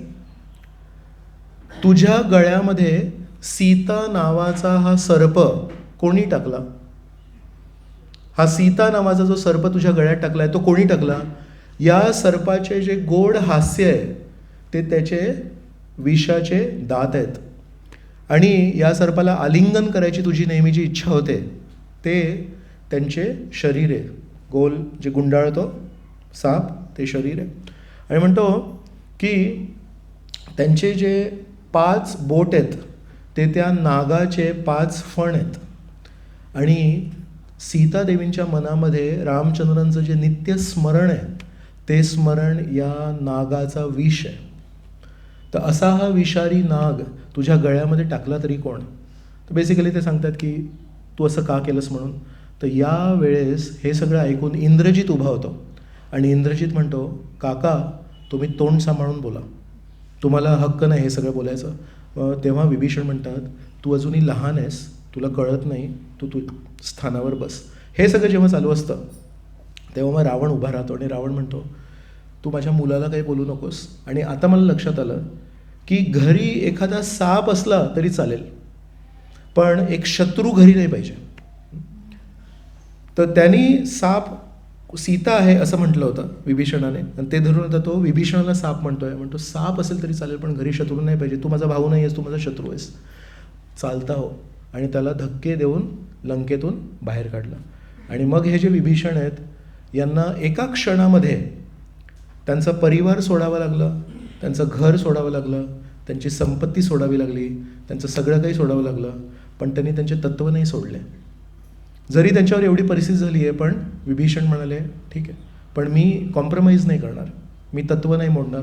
आणि मग विभीषण तिथून निघाले. तेव्हा वाल्मिकी ऋषी विभीषणाचं जेव्हा वर्णन करतात तेव्हा तिथे म्हणतात श्रीमान विभीषण. तर त्या क्षणापर्यंत विभीषणाकडे खरोखर खूप धनसंपत्ती होती म्हणून श्रीमान म्हणू शकतो त्यांना. आज जेव्हा त्यांची सगळी धनसंपत्ती गेली आहे आणि फक्त त्यांचे प्राण त्यांच्यासोबत आहेत आणि विभीषण जेव्हा चालले आहेत रामचंद्रांना भेटायला आता शरणागती घ्यायला, तेव्हा वाल्मिकी ऋषी श्रीमान म्हणतात. तर का म्हणतात? त्यांच्याकडे आज ते धन आहे जे या जगामध्ये खूप दुर्मिळ आहे, परमेश्वराच्या शरणागतीचं धन. मग जसं महाभारतामध्ये एक खूप महत्त्वाचा क्षण आहे ज्या क्षणाने महाभारताची पूर्ण कथा बदलली आहे, ते आहे द्रौपदीची शरणागती. तसंच रामायणामध्ये पण एक क्षण आहे जो खूप महत्त्वाचा आहे, तो आहे विभीषणाची शरणागती. तर द्रौपदीची शरणागती पण तशीच आहे. द्रौपदीच्या शरणागतीमध्ये काही नव्हतं त्यांच्याकडे आणि त्यांनी आता परमेश्वराची शरण घेतली तर परमेश्वराने त्यांना वाचवलं. तसं इथे पण विभीषणाचं सगळं काही निघून गेलं आणि विभीषण एकटे म्हणतात आता जे काही होईल ते बघूया. तर अशा प्रकारे या 2 ग्रंथांमध्ये या 2 शरणागतीच्या प्रसंगावर खूप भर दिला आहे आणि अशा प्रकारे मग विभीषण रामचंद्रांपर्यंत पोचले. मग कथा आपल्याला सर्वांना माहिती आहे, युद्ध सुरू झालं, मग युद्धामध्ये बरेच वार झाले. तर एक असा क्षण येतो जेव्हा राम आणि लक्ष्मणाशी युद्ध करताना एक भाला घेतात आणि त्या भाला असतो शक्ती अस्त्र असतो तो, आणि तो शक्ती अस्त्र जो आहे लक्ष्मणावर मारतात आणि तो जो अस्त्र आहे तो लक्ष्मणाच्या कवचाला भेदून लक्ष्मणाच्या शरीरामध्ये जातो आणि लक्ष्मण पूर्णपणे बेशुद्ध होऊन खाली पडतात. आणि ते बघून रामचंद्र युद्ध करणं सोडून देतात आणि लक्ष्मण जातात आणि लक्ष्मण बेशुद्ध अवस्थेत आहेत आणि म्हणतात आता काय करायचं. आणि त्यांच्या मनात विचार असतात की आता जर मी परत जाईन अयोध्येला तर सुमित्रा आहे, सुमित्राला मी कसं सांगू की तुमच्या मुलाची रक्षा मी करू नाही शकलो आणि युद्धामध्ये मी उपस्थित असताना लक्ष्मण मरण पावला. तर जबाबदारीची जाणीव आहे. रामचंद्र हे नेहमी मर्यादा पुरुषोत्तम आहेत, नेहमी जबाबदारीबद्दल विचार करतात, माझ्यावर जबाबदारी काय आहे म्हणून. मग तेव्हा काय करायचं आता, तर त्या परिस्थितीत रामचंद्र जेव्हा लक्ष्मणाची काळजी घेत आहेत तेव्हा रावण त्यांच्यावर बाण मारतोय. तर ॲक्च्युली बाण नाही मारायला पाहिजे त्या परिस्थितीमध्ये, पण तेव्हा पण बाण मारत असतात. त्या परिस्थितीत पण राम म्हणतात मी काय त्याच्याकडे लक्ष देत, ते बाणांकडे लक्ष देत नाहीत, पण हनुमानाला बोलवतात आणि म्हणतात आता लक्ष्मणाचं आपण काय करू शकतो. मग तेव्हा सुषेण नावाचा एक वैद्य असतो, तर सुषेण वैद्य येऊन त्यांची टेस्टिंग करतो, बघतो, इन्स्पेक्शन करतो आणि म्हणतो की नाही, मृत्यू नाही झाला आहे, अजूनही आपण यांना जिवंत करू शकतो. मग काय करायला पाहिजे? तर संजीवनी करणी. तर म्हणतात एक पर्वत आहे तिथे संजीवनी करणी आहे, ती जर घेऊन आली तर यांना आपण जिवंत करू शकतो पुन्हा वगैरे. मग आपल्याला माहिती आहे ती स्टोरी की हनुमानजी जातात आणि तिथून घेऊन येतात. तर नित्यानंद प्रभूंचा, श्री नित्यानंद प्रभू, त्यांचा जो जन्माची लहानपणची जी कथा आहे, तर आपल्या सगळ्या मित्रांना घेऊन नित्यानंद प्रभू, आपण जसं काही कबड्डी वगैरे इत्यादी असे खेळ खेळतो, नित्यानंद प्रभू काय खेळायचे? नित्यानंद प्रभू रामायणातल्या, महाभारतातल्या, भागवतातल्या लीला करायचे. तर नित्यानंद प्रभू जेव्हा लहान होते तेव्हा एक दिवशी चढाई केली लंकेवर, ती त्यांनी लीला केली. आणि एक दिवशी या युद्धाची ही पण लीला केली. आणि या लीलेमध्ये नित्यानंद प्रभू लक्ष्मण झाले होते. आणि तो असा पूर्ण खेळ रचला होता. तू रावण आहेस, तू राम आहेस, आणि तू हा आहेस, आणि तू तो आहेस. असं करत करत तो जो सीन आला, जेव्हा रावणासमोर लक्ष्मण म्हणून आले नित्यानंद प्रभू, तर रावणाच्या हातामध्ये कमळाचं फूल दिलं होतं मारायला, शक्तिअस्त्र. तर त्या खेळातल्या रावणाने तो कमळाचं फूल नित्यानंद प्रभूंवर मारलं. लक्ष्मण हे घे असं मारलं. तर ते कमळाचं फूल जेव्हा नित्यानंद प्रभूंना लागलं, तर नित्यानंद प्रभू पूर्णपणे त्या भावनेत गेले की लक्ष्मण मी जेव्हा होतो तेव्हा मला ते कसं घाव झाला होता. आणि नित्यानंद प्रभू पूर्ण कोसळले आणि पूर्णपणे त्यांचे प्राण निघून जातील की काय अशी परिस्थिती झाली. तर झालं, आता तो 2 मिनिटांमध्ये बेशुद्ध पडायचं असतं नाटकामध्ये आणि नंतर उभं राहायचं असतं. पण नित्यानंद प्रभू, नित्यानंद काय झालं, नित्यानंद नित्यानंद, कोणी काही उभंच नाही राहत आहे. तर सगळेजण घाबरले. मग सगळ्यांनी जाऊन सांगितलं घरी की नित्यानंद असा पडला. तर आई वडील आले. आई वडील खूप भयभीत झाले, नित्यानंदला काय झालं. पण म्हणजे कमळाच्या फुलाने असं होत नाही कधी. मग कोणातरी एकाला विचारलं, तुम्ही काय खेळ खेळत होते? म्हणाले, नाही, आज आमचा खेळ असा होता की हे लक्ष्मण होते आणि हा रावण आहे, हे ते. मग म्हणाले, त्या कथेमध्ये काय झालं होतं? मग त्या कथेमध्ये सुषेणला बोलवलं होतं. मग सुषेणनी सांगितलं होतं की संजीवनी करणी आणायची आणि त्यांनी लक्ष्मण जिवंत होणार. मग इथे सुषेण कोण आहे? मग तो होता सुषेण. मग तू येऊन सांग तसं. मग सुषेण तिथे आला आणि म्हणाला, काही नाही झालं, यांना संजीवनी करणी आणली तर होईल. मग कोण जाणार? मग ते हनुमान कोण आहे? हनुमान, ये तू इथे. मग आता तू जा. मग तसं हनुमानजी कुठेतरी गेले आणि त्यांनी काहीतरी संजीवनी करणी आणली आणि नित्यानंद प्रभू जे पूर्णपणे एका अर्थाने प्राणहीन झाले होते त्यांना ती संजीवनी करणी दिली. आणि मग त्यांनी ते जागृत झाले आणि म्हणाले, हरी बोल. तशा प्रकारे नित्यानंद प्रभू त्या भावनेमध्ये गेले होते आणि त्यांनी लक्ष्मणजींसारखी ती परिस्थिती तशी झाली होती. तर मग जेव्हा लक्ष्मणाला मारलं रावणाने, मग रामाला खरा खूप क्रोध आला. कारण इतके दिवस जेव्हा युद्ध चालू होतं तेव्हा राम आणि लक्ष्मणाचं युद्ध पुन्हा आधी एकदा पण झालं होतं. तेव्हा पण रामाने भरपूर आक्रमण केलं होतं आणि रावण तिथून पळून गेला होता, अदृश्य झाला होता. पण रामाने तेव्हा सोडलं होतं त्याला. आता हे दुसरं युद्ध आहे जेव्हा राम आणि रावण समोरासमोर आलेत. पण या युद्धामध्ये एक गोष्ट घडली आहे की रावणाने लक्ष्मणावर वार केला आहे. आतापर्यंत लक्ष्मणावर वार नव्हता केला रावणाने. मग तसंच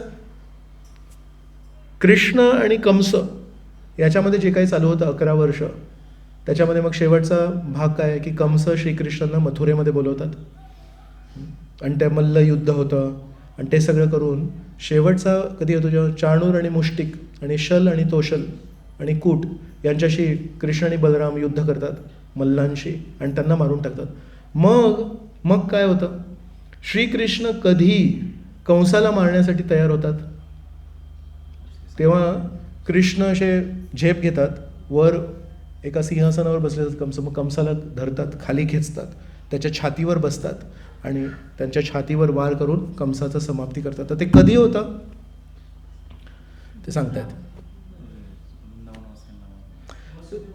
तर तेव्हा कंस जेव्हा या सर्व मल्लांना मारतात तेव्हा कंस असा मध्येच उठतो रागाने आणि आदेश देतो, वसुदेवला मारून टाका, देवकीला मारून टाका. आणि इथे नंद महाराज आले आहेत, नंद महाराजांना मारून टाका. आणि ते सगळे जे व्रजवासी आहेत ज्यांच्या गावामध्ये हा मुलगा राहतो त्यांचे सगळे धनसंपत्ती घेऊन टाका. तेव्हा श्रीकृष्णांना सहन होत नाही. तर 11 वर्ष कंसाने श्रीकृष्णांवर अनेक वेळा हल्ले केले आहेत आणि सगळे हल्ले पूतनेपासून ते केशीपर्यंत सर्व हल्ले प्राणघातक हल्ले होते. पण तरी श्रीकृष्णांनी काय केलं? पिताहम अस्य जगतो माता धाता पिता माता. आई आणि वडील, कधी कधी मुलं आई वडिलांना मारतात पण. पण आईवडिलांना त्याचं काही वाईट नाही वाटत.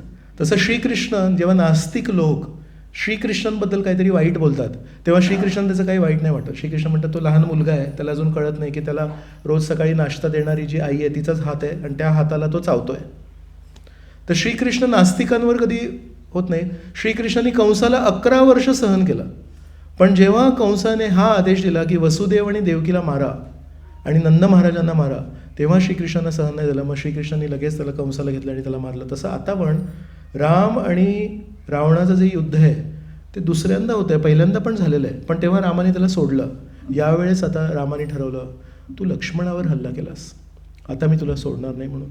मग आता रामचंद्र तयार झाले, पण तेव्हा जमिनीवर उभे होते, कारण आतापर्यंत त्यांनी तेवढं सिरियसली घेतलं नव्हतं. त्यांच्या मनात असा विचार होता कदाचित हा बदलेल, कदाचित हा बदलेल, थोडे चिन्ह बघून बदलेल, पण तो बदलला नाही आणि असं नाही लक्ष्मणावर हल्ला केला आहे. मग त्या परिस्थितीमध्ये तो जो मूड आहे रामचंद्रांचा की धनुष्य बाण घेऊन असे एकदम उभे झाले, सुसज्ज झाले युद्धासाठी, ते दृश्य बघून इंद्रदेव त्यांनी आपल्या सारथीला पाठवलं आणि म्हणाले हा माझा रथ आणि तू जाऊन रामाची तू सेवा कर, कारण त्या क्षणापर्यंत रामचंद्रांकडे रथच नव्हता. मग जेव्हा राम आता तयार झालेत तर तो आता ही योग्य वेळ आहे. मग माताली म्हणून इंद्राचे सारथी आहेत, ते इंद्राचा रथ घेऊन आले आणि मग रामाने बघितलं, रामाने त्या रथाला नमस्कार केला, त्या रथाला त्यांनी एक प्रदक्षिणा घातली आणि त्या प्रदक्षिणा घातल्यानंतर त्याला आदर दिल्यानंतर रामचंद्रांनी त्या रथावर आरूढ झाले. मग आता हे फायनल युद्ध आहे. मग रावणाने आता अनेक बाण मारायला सुरुवात केली रामचंद्रांवर आणि ते सगळे बाण कसे होते, सर्प अस्त्र होते, तसे सर्पासारखे येत होते रामाकडे. मग रामाने काय केलं, गरुड अस्त्र सोडलं, तर त्यांच्या बाणातून गरुड निर्माण झाले आणि त्या सर्व गरुडांनी त्या सर्पांना संपवून टाकलं. मग यांनी काय केलं, यांनी इतके बाण मारले रावणाने की रामाचा पूर्ण जो रथ होता तो त्यांनी आच्छादित केला. मग राम पण त्याच्यातून बाहेर आले. तेव्हा त्यांनी मातालीवर पण वार केले. मातालीवर ॲक्च्युली सारथीवर आपण बाण नाही चालवायला पाहिजेत, पण त्यांनी मातालीवर पण आक्रमण केले आणि त्या रथाच्या पाठीमागे असा एक काय म्हणणार त्याला स्तंभ असतो आणि त्या स्तंभावर एक छत्री असते, तर स्तंभाला कापलं, ती छत्री कापून टाकली. तर अशा प्रकारे रामावर त्यांनी थोडा वेगळा हल्ला केला. मग रामचंद्रांनी पण त्यांच्यावर आपल्या बाणांनी हल्ला केला. यांनी एक भाला मारला आणि तो भाला येता येता रामचंद्रांनी अनेक बाण मारले, पण त्या बाणांनी काय झालं नाही, तो जो भाला होता तो एवढा शक्तिशाली होता की रामचंद्रांच्या बाणांना त्यांनी उद्ध्वस्त केलं. मग रामचंद्रांनी त्या रथावर एक भाला होता, तो भाला घेतला, त्याच्यावर काही मंत्र बोलले आणि तो भाला मारला. मग हे दोन भाला जेव्हा एकमेकांना स्पर्श झाला तेव्हा ते झाले. मग रामांनी काही बाण रावणावर मारले, रावणाने काही अजून भाले घेतले ते रामावर मारले. अशा प्रकारे खूप भीषण युद्ध झालं ते. तर वाल्मिकी ऋषी म्हणतात आजपर्यंत या पृथ्वीवर अनेक युद्ध झाले आहेत, पण राम आणि रावणाचं जे भीषण युद्ध झालं तशा प्रकारचं युद्ध आधी पण कधी नाही झालं आहे आणि पुढे पण कधी नाही होणार. आणि कधीकधी रावणाच्या बाणांमुळे रामाच्या शरीरामधून रक्त निघायचं. तर रामांचं शरीर आहे हिरव्या रंगाचं, जसं श्रीकृष्णांचं निळ्या सावळ्या रंगाचं आहे. तर त्या हिरव्या रंगाच्या शरीरातून जेव्हा लाल रंगाचे यायचे, माहिती आहे आपल्या या मंदिराच्या प्रांगणामध्ये ती शेवटी एक गेस्ट रूम आहे आणि त्या गेस्ट रूमच्या शेजारी एक झाड आहे. त्या झाडावर कधी फुलं बघितलीत कशी असतात, ती अशी एकदम लाल भडक आहेत आणि पानं त्याची हिरवी आहेत. तर त्या हिरव्या झाडावरची ती लाल भडक जी पानं लागतात, फुलं लागतात, तर वाल्मिकी ऋषी म्हणतात की जेव्हा रावणाच्या बाणांमुळे रामचंद्रांच्या शरीरावर यायचे तेव्हा रामाचं शरीर तसं दिसायचं, हिरवं पान शरीर आणि त्याच्यावरती असे लाल भडक फूल. तर जेव्हा तिथे लाल भडक फूल येतात तेव्हा ते झाड सुंदर दिसतं की वाईट दिसतं, तर तो कॉन्ट्रास्ट सुंदर दिसतो. तर जरी रामाच्या शरीरातून रक्त निघतंय तरी पण ते खूप सुंदर दिसत होतं. कसं तर या झाडासारखं. याच्यातून एक गोष्ट अजून एक लक्षात येते की वाल्मिकी ऋषी किंवा व्यास ऋषी आहेत यांनी खोटारडेपणा नाही केला आहे. कधी कोणी म्हणतील की नेहमी ना तुमच्या शास्त्रांमध्ये विजय नेहमी विष्णूंचाच होतो. तर जर त्यांना खोटारडेपणा करायचा असता, समजा असं हे ठरवलं आहे त्यांनी की नाही मला नेहमी एकाच बाजू मांडायची आहे, तर वाल्मिकी ऋषींनी हे नसतं लिहिलं की रावणाच्या बाणांमुळे रामचंद्रांच्या शरीराला इजा झाली, त्याच्यावर जखमा झाल्या आणि त्याच्यातून रक्त वाहिलं. का लिहितील हे? तर म्हणून आपल्याला हा विश्वास पाहिजे की वाल्मिकी ऋषींनी ही बाजू न घेता ती बाजू न घेता प्रामाणिकपणे जे झालं ते लिहिलं, नाही तर रक्त वाहत आहे हे सांगायची गरज नव्हती. तसंच व्यास ऋषींनी पण आहेत आता श्रीकृष्ण तसे आहे, श्रीकृष्ण विजयी होणार आहे, तर म्हणून विजय होतोय त्यांचा. पण रणछोड लीला पण सांगितली का श्रीकृष्णांची? जरासंधापासून काल यवनापासून जेव्हा पळून गेले ती का सांगितली मग? समजा त्यांना खोटारडेपणा करायचा असता तर मग रणछोड लीला कधी सांगितली नसती की पळून गेले. पळून जाणं हे क्षत्रियांसाठी किती चुकीचं मानलं गेलं आहे. तर म्हणून कधी जर आपल्याला कधी कोणी विचारलं की तुमचे हे व्यास ऋषी वाल्मिकी ऋषी हे नेहमी एकच बाजू लिहितात, दोन्ही बाजू नाही लिहिता, आपण हे सांगू शकतो की नाही वाल्मिकी ऋषींनी हे पण लिहिलं आहे की त्यांचं रक्त पण वाहिलं आहे. तर रावणाचं पण रक्त वाहत होतं, रामाचं रक्त वाहत होतं. पण म्हणतात अशा प्रकारचं युद्ध आजपर्यंत कधी नाही झालं आणि याच्या पुढेही नाही कधी होणार. मग हळूहळू ते भीषण होत होत गेलं. इथून बाण तिथून बाण, इथून भाले तिथून भाले, आणि असं करत करत रामाने ठरवलं की आता याचा आपण शिरच्छेदनच करूया म्हणून, कारण तो बदलत नाही आहे. मग एक शीर कापला, तो शीर खाली पडायचा, पण तिथे एक दुसरा शीर यायचा. परत राम त्या शिराला कापायचे, परत तिथे एक दुसरा शीर यायचा. मग राधानाथ महाराज जेव्हा एकदा याचं वर्णन करत होते तेव्हा म्हणत होते की हे कामवासनेचं प्रतीक आहे. षड रिपू आहेत, द्वेष, मोह, क्रोध, हे षड रिपू हिरण्याक्ष, हिरण्यकशिपू, रावण, कुंभकर्ण आणि शिशुपाल आणि दंतवक्र, हे 6 रिपूंचे एक एक प्रतिनिधी आहेत. हिरण्यकशिपू कसाचा आहे? लोभाचा आहे, त्याला नेहमी लोभ होता. कुंभकर्ण कशाचा आहे? भ्रमाचा आहे, आळशी असायचा. शिशुपाल कशाचा आहे? द्वेषाचा आहे. तशा प्रकारे रावण जो आहे तो कामवासनेचं प्रतीक आहे. तर म्हणून एक इच्छा कमी झाली तर दुसरी इच्छा यायची, दुसरी याची दुसरी. तर म्हणून राधानाथ महाराज म्हणत होते की याच्यामध्ये पण येतं की काम एष क्रोध एष रजोगुण समुद्भव महाअशनो महापापमा विद्धी एनम वैरिणम. श्रीकृष्ण भगवद्गीतेमध्ये काय? महाअशनो, यद अश्नासी यद जुहोसी, अश्नासी म्हणजे खातो, तर म्हणतात महाअशनो, कामवासना जी आहे ती अग्नी अशी आहे की ती निरंतर खाऊ शकते, ती चिर काळापर्यंत खाऊ शकते. तर त्याच्यावर फक्त एकच उपाय आहे की काम कृष्ण अर्पणे. गोपिकांनी काय केलं? श्रीकृष्णांशी प्रेम केलं. सर्व गोपिका नित्यसिद्ध भक्त नव्हते. काही गोपिका होते, ललिता, विशाखा, ते नित्यसिद्ध होते, काही साधना सिद्ध होते. गोपिकांमध्ये पण जसं वेगवेगळे अवतारांमध्ये कसे वेगवेगळे स्तर आहेत तसं गोपिकांमध्ये. तर काही गोपिका होत्या त्या साधना करून वृंदावनामध्ये पोचल्या होत्या, त्यांना कामवासना होती. आणि जे नित्यसिद्ध गोपिका आहेत त्यांना प्रेम होतं श्रीकृष्णांप्रेम, त्याच्यामध्ये कामवासनेचा लव मात्र अंशही नाही. तर त्यांनी काय केलं? श्रीकृष्णांशी केलं ते प्रेम. श्रीकृष्णांना जेव्हा आपण अर्पण करतो तर त्या शुद्धतेमध्ये आपल्या जेवढ्या अशुद्धता आहेत त्या विलीन होऊ शकतात, त्या नष्ट होऊ शकतात. पण आपण स्वतःच्या बळावर जर आपल्या अशुद्धतेशी युद्ध केलं तर आपल्या जीवनामध्ये अनेक अनेक जन्मोजन्मींचे ते संस्कार आहेत, भोगवृत्ती आहे, तर ती आपल्याशी होणार नाही. म्हणून हरे कृष्ण कृष्ण कृष्ण हरे हरे, हरे राम राम राम हरे हरे.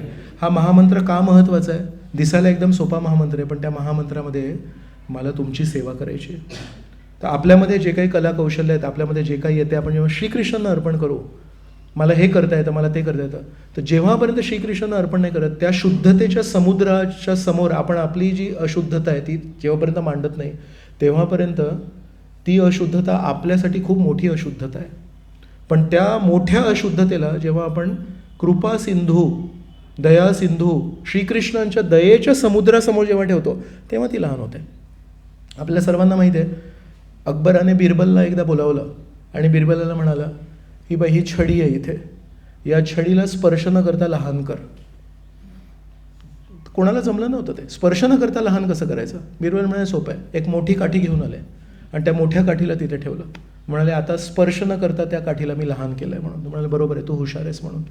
तर भक्तिचारू महाराज या गोष्टीला एकदा सांगत होते की आपण नम्रता नम्रता बोलतो आणि कधी कधी मलाही लोक भक्त येऊन विचारतात, प्रभूजी ही नम्रता किती नम्रता बोलता तुम्ही, नेहमी नम्रता नम्रता, वैष्णव नम्र असतो वगैरे. काय नम्रता म्हणजे काय नक्की?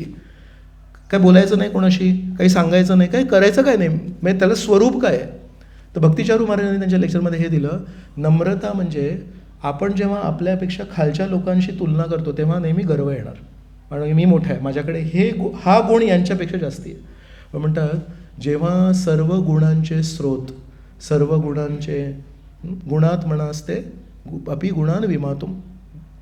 ब्रह्माजी एका प्रार्थनेमध्ये म्हणतात की श्रीकृष्ण आहेत ते गुणात्मा आहेत, सर्व गुणांचे आत्मा आहेत.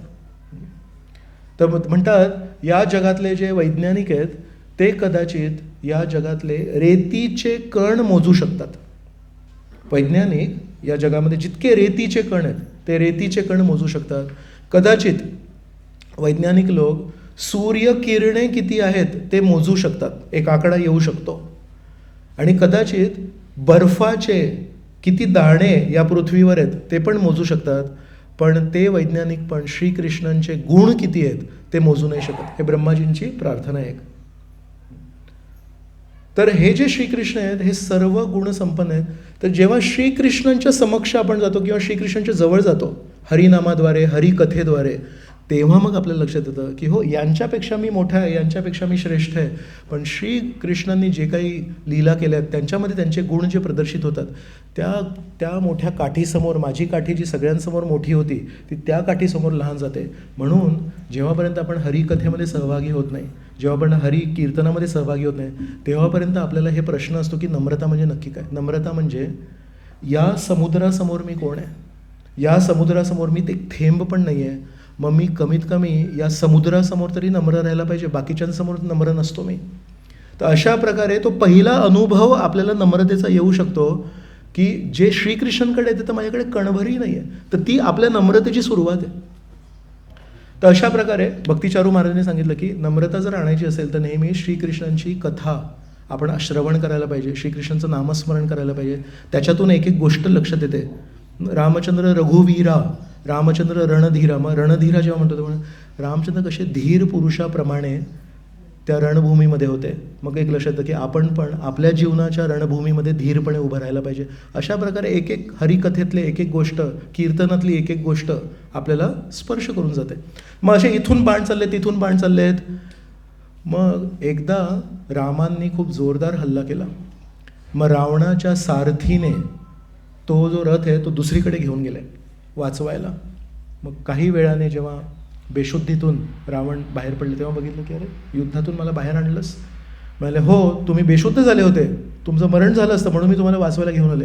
रावण म्हणाले नाही, मला तिथे युद्धात घेऊन जा आणि मला युद्ध करायचं आहे. मग आत्ता जेव्हा आले तेव्हा मग रामचंद्रांनी विचार केला की याचे एक एक शीर कापतोय पण याचे शीर येतच चालले आहेत. मग तेव्हा अगस्त्य ऋषी होते.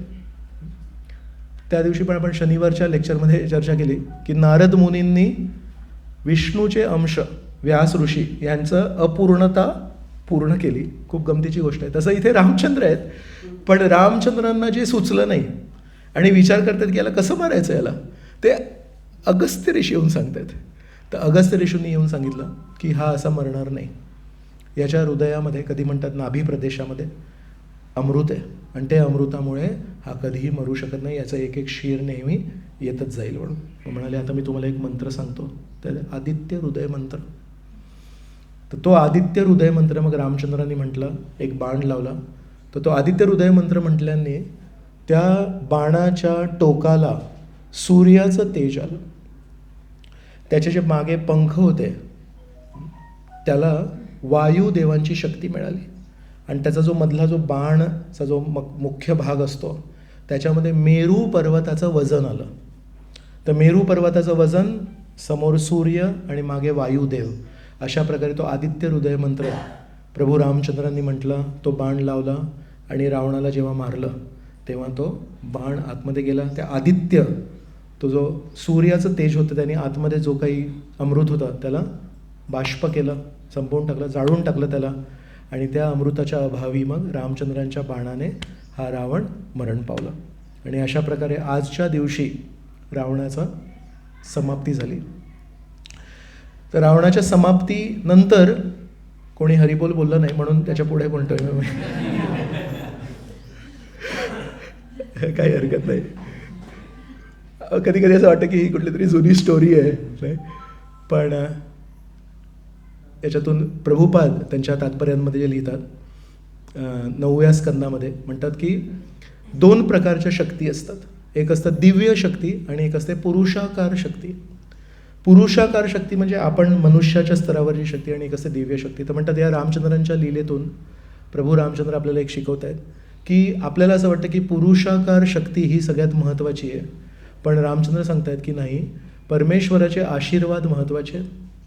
हे सगळे जे वानर आहेत, वानरांना काय शक्ती आहे? वानर असे दगड मारायचे, धोंडे मारायचे, झाड मारायचे आणि या सगळ्या मोठ्या मोठ्या राक्षसांकडे खूप मोठे मोठे शस्त्र होते. पण म्हणतात शेवटी विजय जो होतो तो दिव्य शक्तीचा होतो, पुरुषाकार शक्तीचा नाही होत.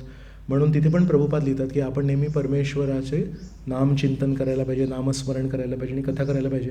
आणि आपल्याला कधी कधी वाटतं की प्रभूजी माझ्यावर जे हल्ला करतायत, माझ्या जीवनामध्ये माझ्यावर जे आक्रमण करतायत, माझ्या विरुद्ध जे करतायत, ते खूप शक्तिशाली आहेत, ते खूप मोठे आहेत. पण हेच तर आपल्याला पांडवांकडून शिकायचं आहे, हेच तर आपल्याला रामायणातून शिकायचं आहे की नाही, परमेश्वराला धरून ठेवायचं, परमेश्वराला आपण सोडायला नाही पाहिजे. तर कधी कधी आपण असं असू शकतो की सगळे वानर आहेत आपल्याकडे आणि कधी कधी वाटेल की वानर काय मदत करतील, पण नाही, वानरांनी रामचंद्रांची जर शरण घेतली असेल तर रामचंद्र त्या वानरांद्वारे लंकेतील रावणाचा पण वध करू शकतात. आणि 5 पांडवांद्वारे पूर्ण हस्तिनापूरमध्ये वर्षानुवर्ष राज्य केलेले धृतराष्ट्र, दुःशासन, शकुनी, भीष्म, कर्ण, हे सगळे मोठे मोठे, अश्वत्थामा चिरंजीव आहे.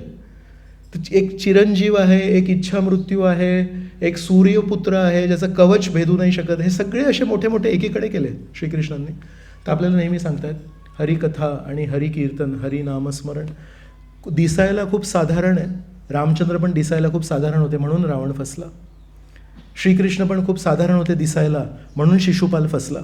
तर आपण कधीही परमेश्वराला त्यांच्या दिसण्यावरून नाही बघायला पाहिजे. जगन्नाथजी पण एकदम दिसायला खूप सिंपल दिसतात, काही शस्त्र वगैरे काही दिसत नाहीत आणि हसरा चेहरा आहे त्यांचा. तर जगन्नाथजी असू दे, राम असू दे, कृष्ण असू दे, अमर्याद शक्ती आहे त्यांच्याकडे. आणि तेच अमर्याद राम, तेच अमर्याद कृष्ण, तेच अमर्याद जगन्नाथजी आपल्यासमोर मूर्ती रूपात आहेत. म्हणून जेव्हा पण आपण भगवंतांसमोर येतो, आपण जर खरोखर छान भावनेने कीर्तन केलं, छान भावनेने जर आपण कथा केली, छान भावनेने आपण जर सेवा केल्या, तर राम, कृष्ण आणि विशेष म्हणजे श्री चैतन्य महाप्रभू, श्री चैतन्य महाप्रभू तेच राम आहेत, तेच कृष्ण आहेत.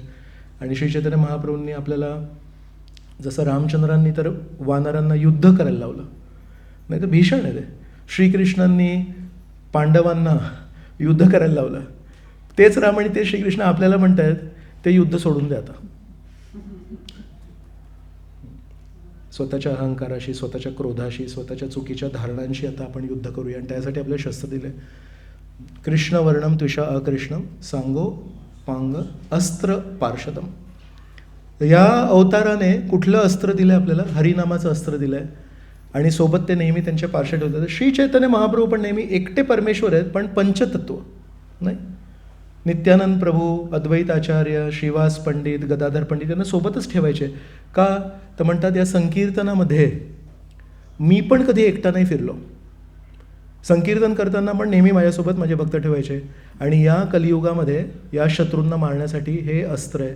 तर आपल्याला हरिनामाचं अस्त्र दिलं आहे, आपल्याला हरिकथेचं अस्त्र दिलं आहे. आणि त्या अस्त्राला वापर करण्यासाठी हरिनामाचा वापर करायचा आहे आपल्याला. तलवारीचा वापर करायचा असेल तर कोण शिकवणार? जो तलवारीमध्ये निपुण येतो, जो गदा कलामध्ये निपुण आहे, तो तलवार चालवायला नाही शिकू शकत. जर धनुष्यबाण चालवायचं असेल तर धनुष्यबाणाला कसं जो चालवतो त्याच्याकडून शिकायला लागेल, जो भाला चालवतो त्याच्याकडून नाही शिकू शकत. तर प्रत्येक अस्त्राचा जो एक्सपर्ट आहे त्याच्याकडून शिकायला लागेल. तसं आपल्याला आता कलियुगामध्ये तेच राम आणि तेच श्रीकृष्ण, त्यांनी सुदर्शन चक्र, बाण, भाला हा अस्त्र नाही दिला आपल्याला, हरिनामाचं अस्त्र दिलं आहे. तर त्या हरिनामाच्या अस्त्राला आपल्याला सर्वांना वापरायचं आहे, कारण ते युग अवतार आहेत. आणि त्या हरिनामाच्या अस्त्राला वापरून आपल्याला आंतरिक आपल्या शत्रूंशी युद्ध करायचं आहे. आणि ते अस्त्र कसे वापरायचे हे शिकण्यासाठी आपल्याला शुद्ध भक्तांकडून शिकायला लागेल. तर म्हणून प्रभुपाद आहेत, प्रभुपादांचे शिष्य आहेत, त्यांच्याकडून जेव्हा आपण त्यांचे प्रवचनं ऐकू, प्रभुपादांचे लेक्चर ऐकू, प्रभुपादांच्या शिष्यांचे जेव्हा आपण लेक्चर ऐकू, आपल्या गुरु महाराजांचे जेव्हा लेक्चर ऐकू, तेव्हा त्याच्यातून आपल्या लक्षात येईल की हा जो हरिनामाचा अस्त्र आहे खूप सोपा वाटतो, साधा वाटतो खूप हा, पण श्री चैतन्य महाप्रभू म्हणतात की या अस्त्राने मी, श्रीकृष्णांनी कंसाला मारलं, पण कंसाच्या हृदयामध्ये जी चुकीची वृत्ती होती त्याला नाही मारू शकले. जेव्हा ते चुकीच्या वृत्तीला मारू नाही शकले तेव्हा कंसाला मारायला लागलं, भाग पडलं ते. पण ते वाट बघत होते 11 वर्ष, वृत्ती बदलेल, वृत्ती बदलेल, वृत्ती बदलेल. पुतनेला पाठवलं, पुतना मेली. अघासुराला पाठवलं, अघासूर मेला. बकासुराला पाठवलं, बकासूर मेला. सगळ्या असुर, तर वृत्ती बदलायला पाहिजे होती ना रे, मी कोणाकोणाला पाठवलंय. सगळे मोठे एक से एक होते, तर वृत्ती बदलायला पाहिजे होती. पण वृत्ती जेव्हा नाही बदलली तरी पण श्रीकृष्ण वाट बघतायत वृत्ती बदलेल. श्रीकृष्णांना वृत्ती बदलायची, वृत्ती बदलेल. पण मग यांनी काय केलं, तो तिथे नाही मरत आहे, याला मथुरेला घेऊन या, मथुरेला मी मारतो. तसं राम पण रावणाची वृत्ती बदलायची वाट बघतायत. तर रामाने पण रावणाची वृत्ती नाही बदलू शकले. मग शेवटी हताश होऊन भाग पडले की रावणाला मारायला लागलं. पण तेच राम आणि तेच कृष्ण जे कंसाला मारू नाही शकले, जे रावणाला मारू नाही शकले, त्यांना त्या व्यक्तीला मारायला लागलं. ते राम आणि तेच कृष्ण, जेई गौर सेई कृष्ण सेई जगन्नाथ, ते श्री चैतन्य महाप्रभू म्हणून आले. त्यांनी ती गोष्ट केली आहे जे श्रीकृष्णांनी नाही केली, जी रामचंद्रांनी नाही केली, की त्यांनी त्याच जय विजय, तेच हिरण्याक्ष आणि हिरण्यकश्यपू, तेच रावण आणि कुंभकर्ण, आणि तेच शिशुपाल आणि दंतवक्र, ज्यांची वृत्ती ते बदलू नाही शकले, राम आणि कृष्ण त्या अवतारामध्ये. नरसिंहदेव पण हिरण्यकश्यपूची वृत्ती नाही बदलू शकले. तेच हिरण्यकश्यपू आणि हिरण्याक्ष, तेच रावण आणि कुंभकर्ण, तेच शिशुपाल आणि दंतवक्र जेव्हा जगाई आणि मधाई बनून आले, तेव्हा त्याच राम आणि त्याच कृष्णाने आणि त्याच नरसिंहाने श्रीचैतन्य महाप्रभूंच्या रूपामध्ये त्यांना मारलं नाही, त्यांची वृत्ती बदलली, त्यांना भक्त बनवलं. तर म्हणून एका अर्थाने श्रीचैतन्य महाप्रभू यांच्याकडे राम आणि कृष्णापेक्षा जास्ती शक्ती आहे. आणि राम आणि कृष्णाकडे जे अस्त्र होते त्याच्यापेक्षा हे जे अस्त्र आहे हे त्या अस्त्रापेक्षा मोठं असतं. कारण हे अस्त्र व्यक्तीला नाही मारत, व्यक्तीच्या दुर्गुणांना मारतं. आपल्याकडे खूप मोठं अस्त्र दिलं आहे आणि खूप दुर्मिळ अशी आपल्याला एक संधी दिली आहे. तर आपण सर्वांनी मिळून या हरिनाम संकीर्तनामध्ये भाग घेतला आणि याचा जर प्रसार केला. येत्या नोव्हेंबर महिन्यामध्ये तुमच्यातील काही लोक यात्रेमध्ये येत आहेत जगन्नाथपुरीला, तिथे संकीर्तन होईल, तिथे हरिकथा होईल, त्याच्यामध्ये आपण उत्साहाने भाग घेऊ शकतो. आणि त्यानंतर मग डिसेंबर महिन्यामध्ये पुस्तकांचा वितरणाची आपण दरवर्षीची मोहीम करतो ते करतो. त्याच्यामध्ये आपण पुस्तक वितरण करू शकतो लोकांपर्यंत. हे हरिनाम, ही हरिकथा आणि प्रभुपादांसारख्या शुद्ध भक्तांचे विचार पोचू शकतो. आणि ते करण्यासाठी, ती शक्ती मिळण्यासाठी, ती ऊर्जा मिळण्यासाठी आपल्याला स्वतःचा हरिनाम हा जो अस्त्र श्री चैतन्य महाप्रभूंनी दिला आहे तो खूप छान करायला पाहिजे. आज आपण दसऱ्याच्या दिवशी हृदयामध्ये जो रावण आहे, तो जो रावण होता लंकेतला रावण, तो मेला. पण आपल्या हृदयामध्ये जो रावण आहे त्याला पण मारायला आपण हरिबोल, त्या हरिबोलला नाही बोललो. रावणाला जेव्हा मारलं तर कमी कमी या आला तरी हरिबोल बोलूया आपण. श्री चैतन्य महाप्रभू म्हणतील की त्याला या रावणाच्या मारण्याला, हृदयातल्या दसऱ्याला तरी हे लोक हरिबोल बोलले म्हणून हरिबोल. तर श्री चैतन्य महाप्रभू, नित्यानंद प्रभू यांना आपण प्रार्थना करूया, त्या रावणाला तुम्ही मारलं, या रावणाला मारण्यासाठी थोडी मदत करा. कारण खूप दुष्ट आहे हा रावण, अजिबात बदलत नाही. तर कृपया आम्हाला मदत करा आणि आम्हाला पण तुमच्या सेवेमध्ये काहीतरी स्थान द्या. हरे कृष्ण कृष्ण कृष्ण हरे हरे, हरे राम राम राम हरे. जय श्री रामचंद्र विजयोत्सव की. आजच्या दिवशी मध्वाचार्य जे त्यांचा जन्मदिवस आहे. मध्वाचार्य पण एकदम स्ट्रॉंग वैष्णव होते. त्यांनी नास्तिकवादाचा नाश केला. तशा प्रकारे दसरा म्हणजे खूप पवित्र दिवस आहे.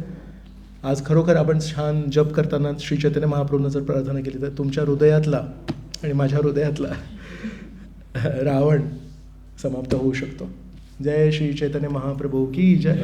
जय श्री नित्यानंद प्रभू की जय. जय श्रील प्रभुपाद की जय. अनंत कोटि वैष्णव वृंद की जय. निताय गौर प्रेमानंदे.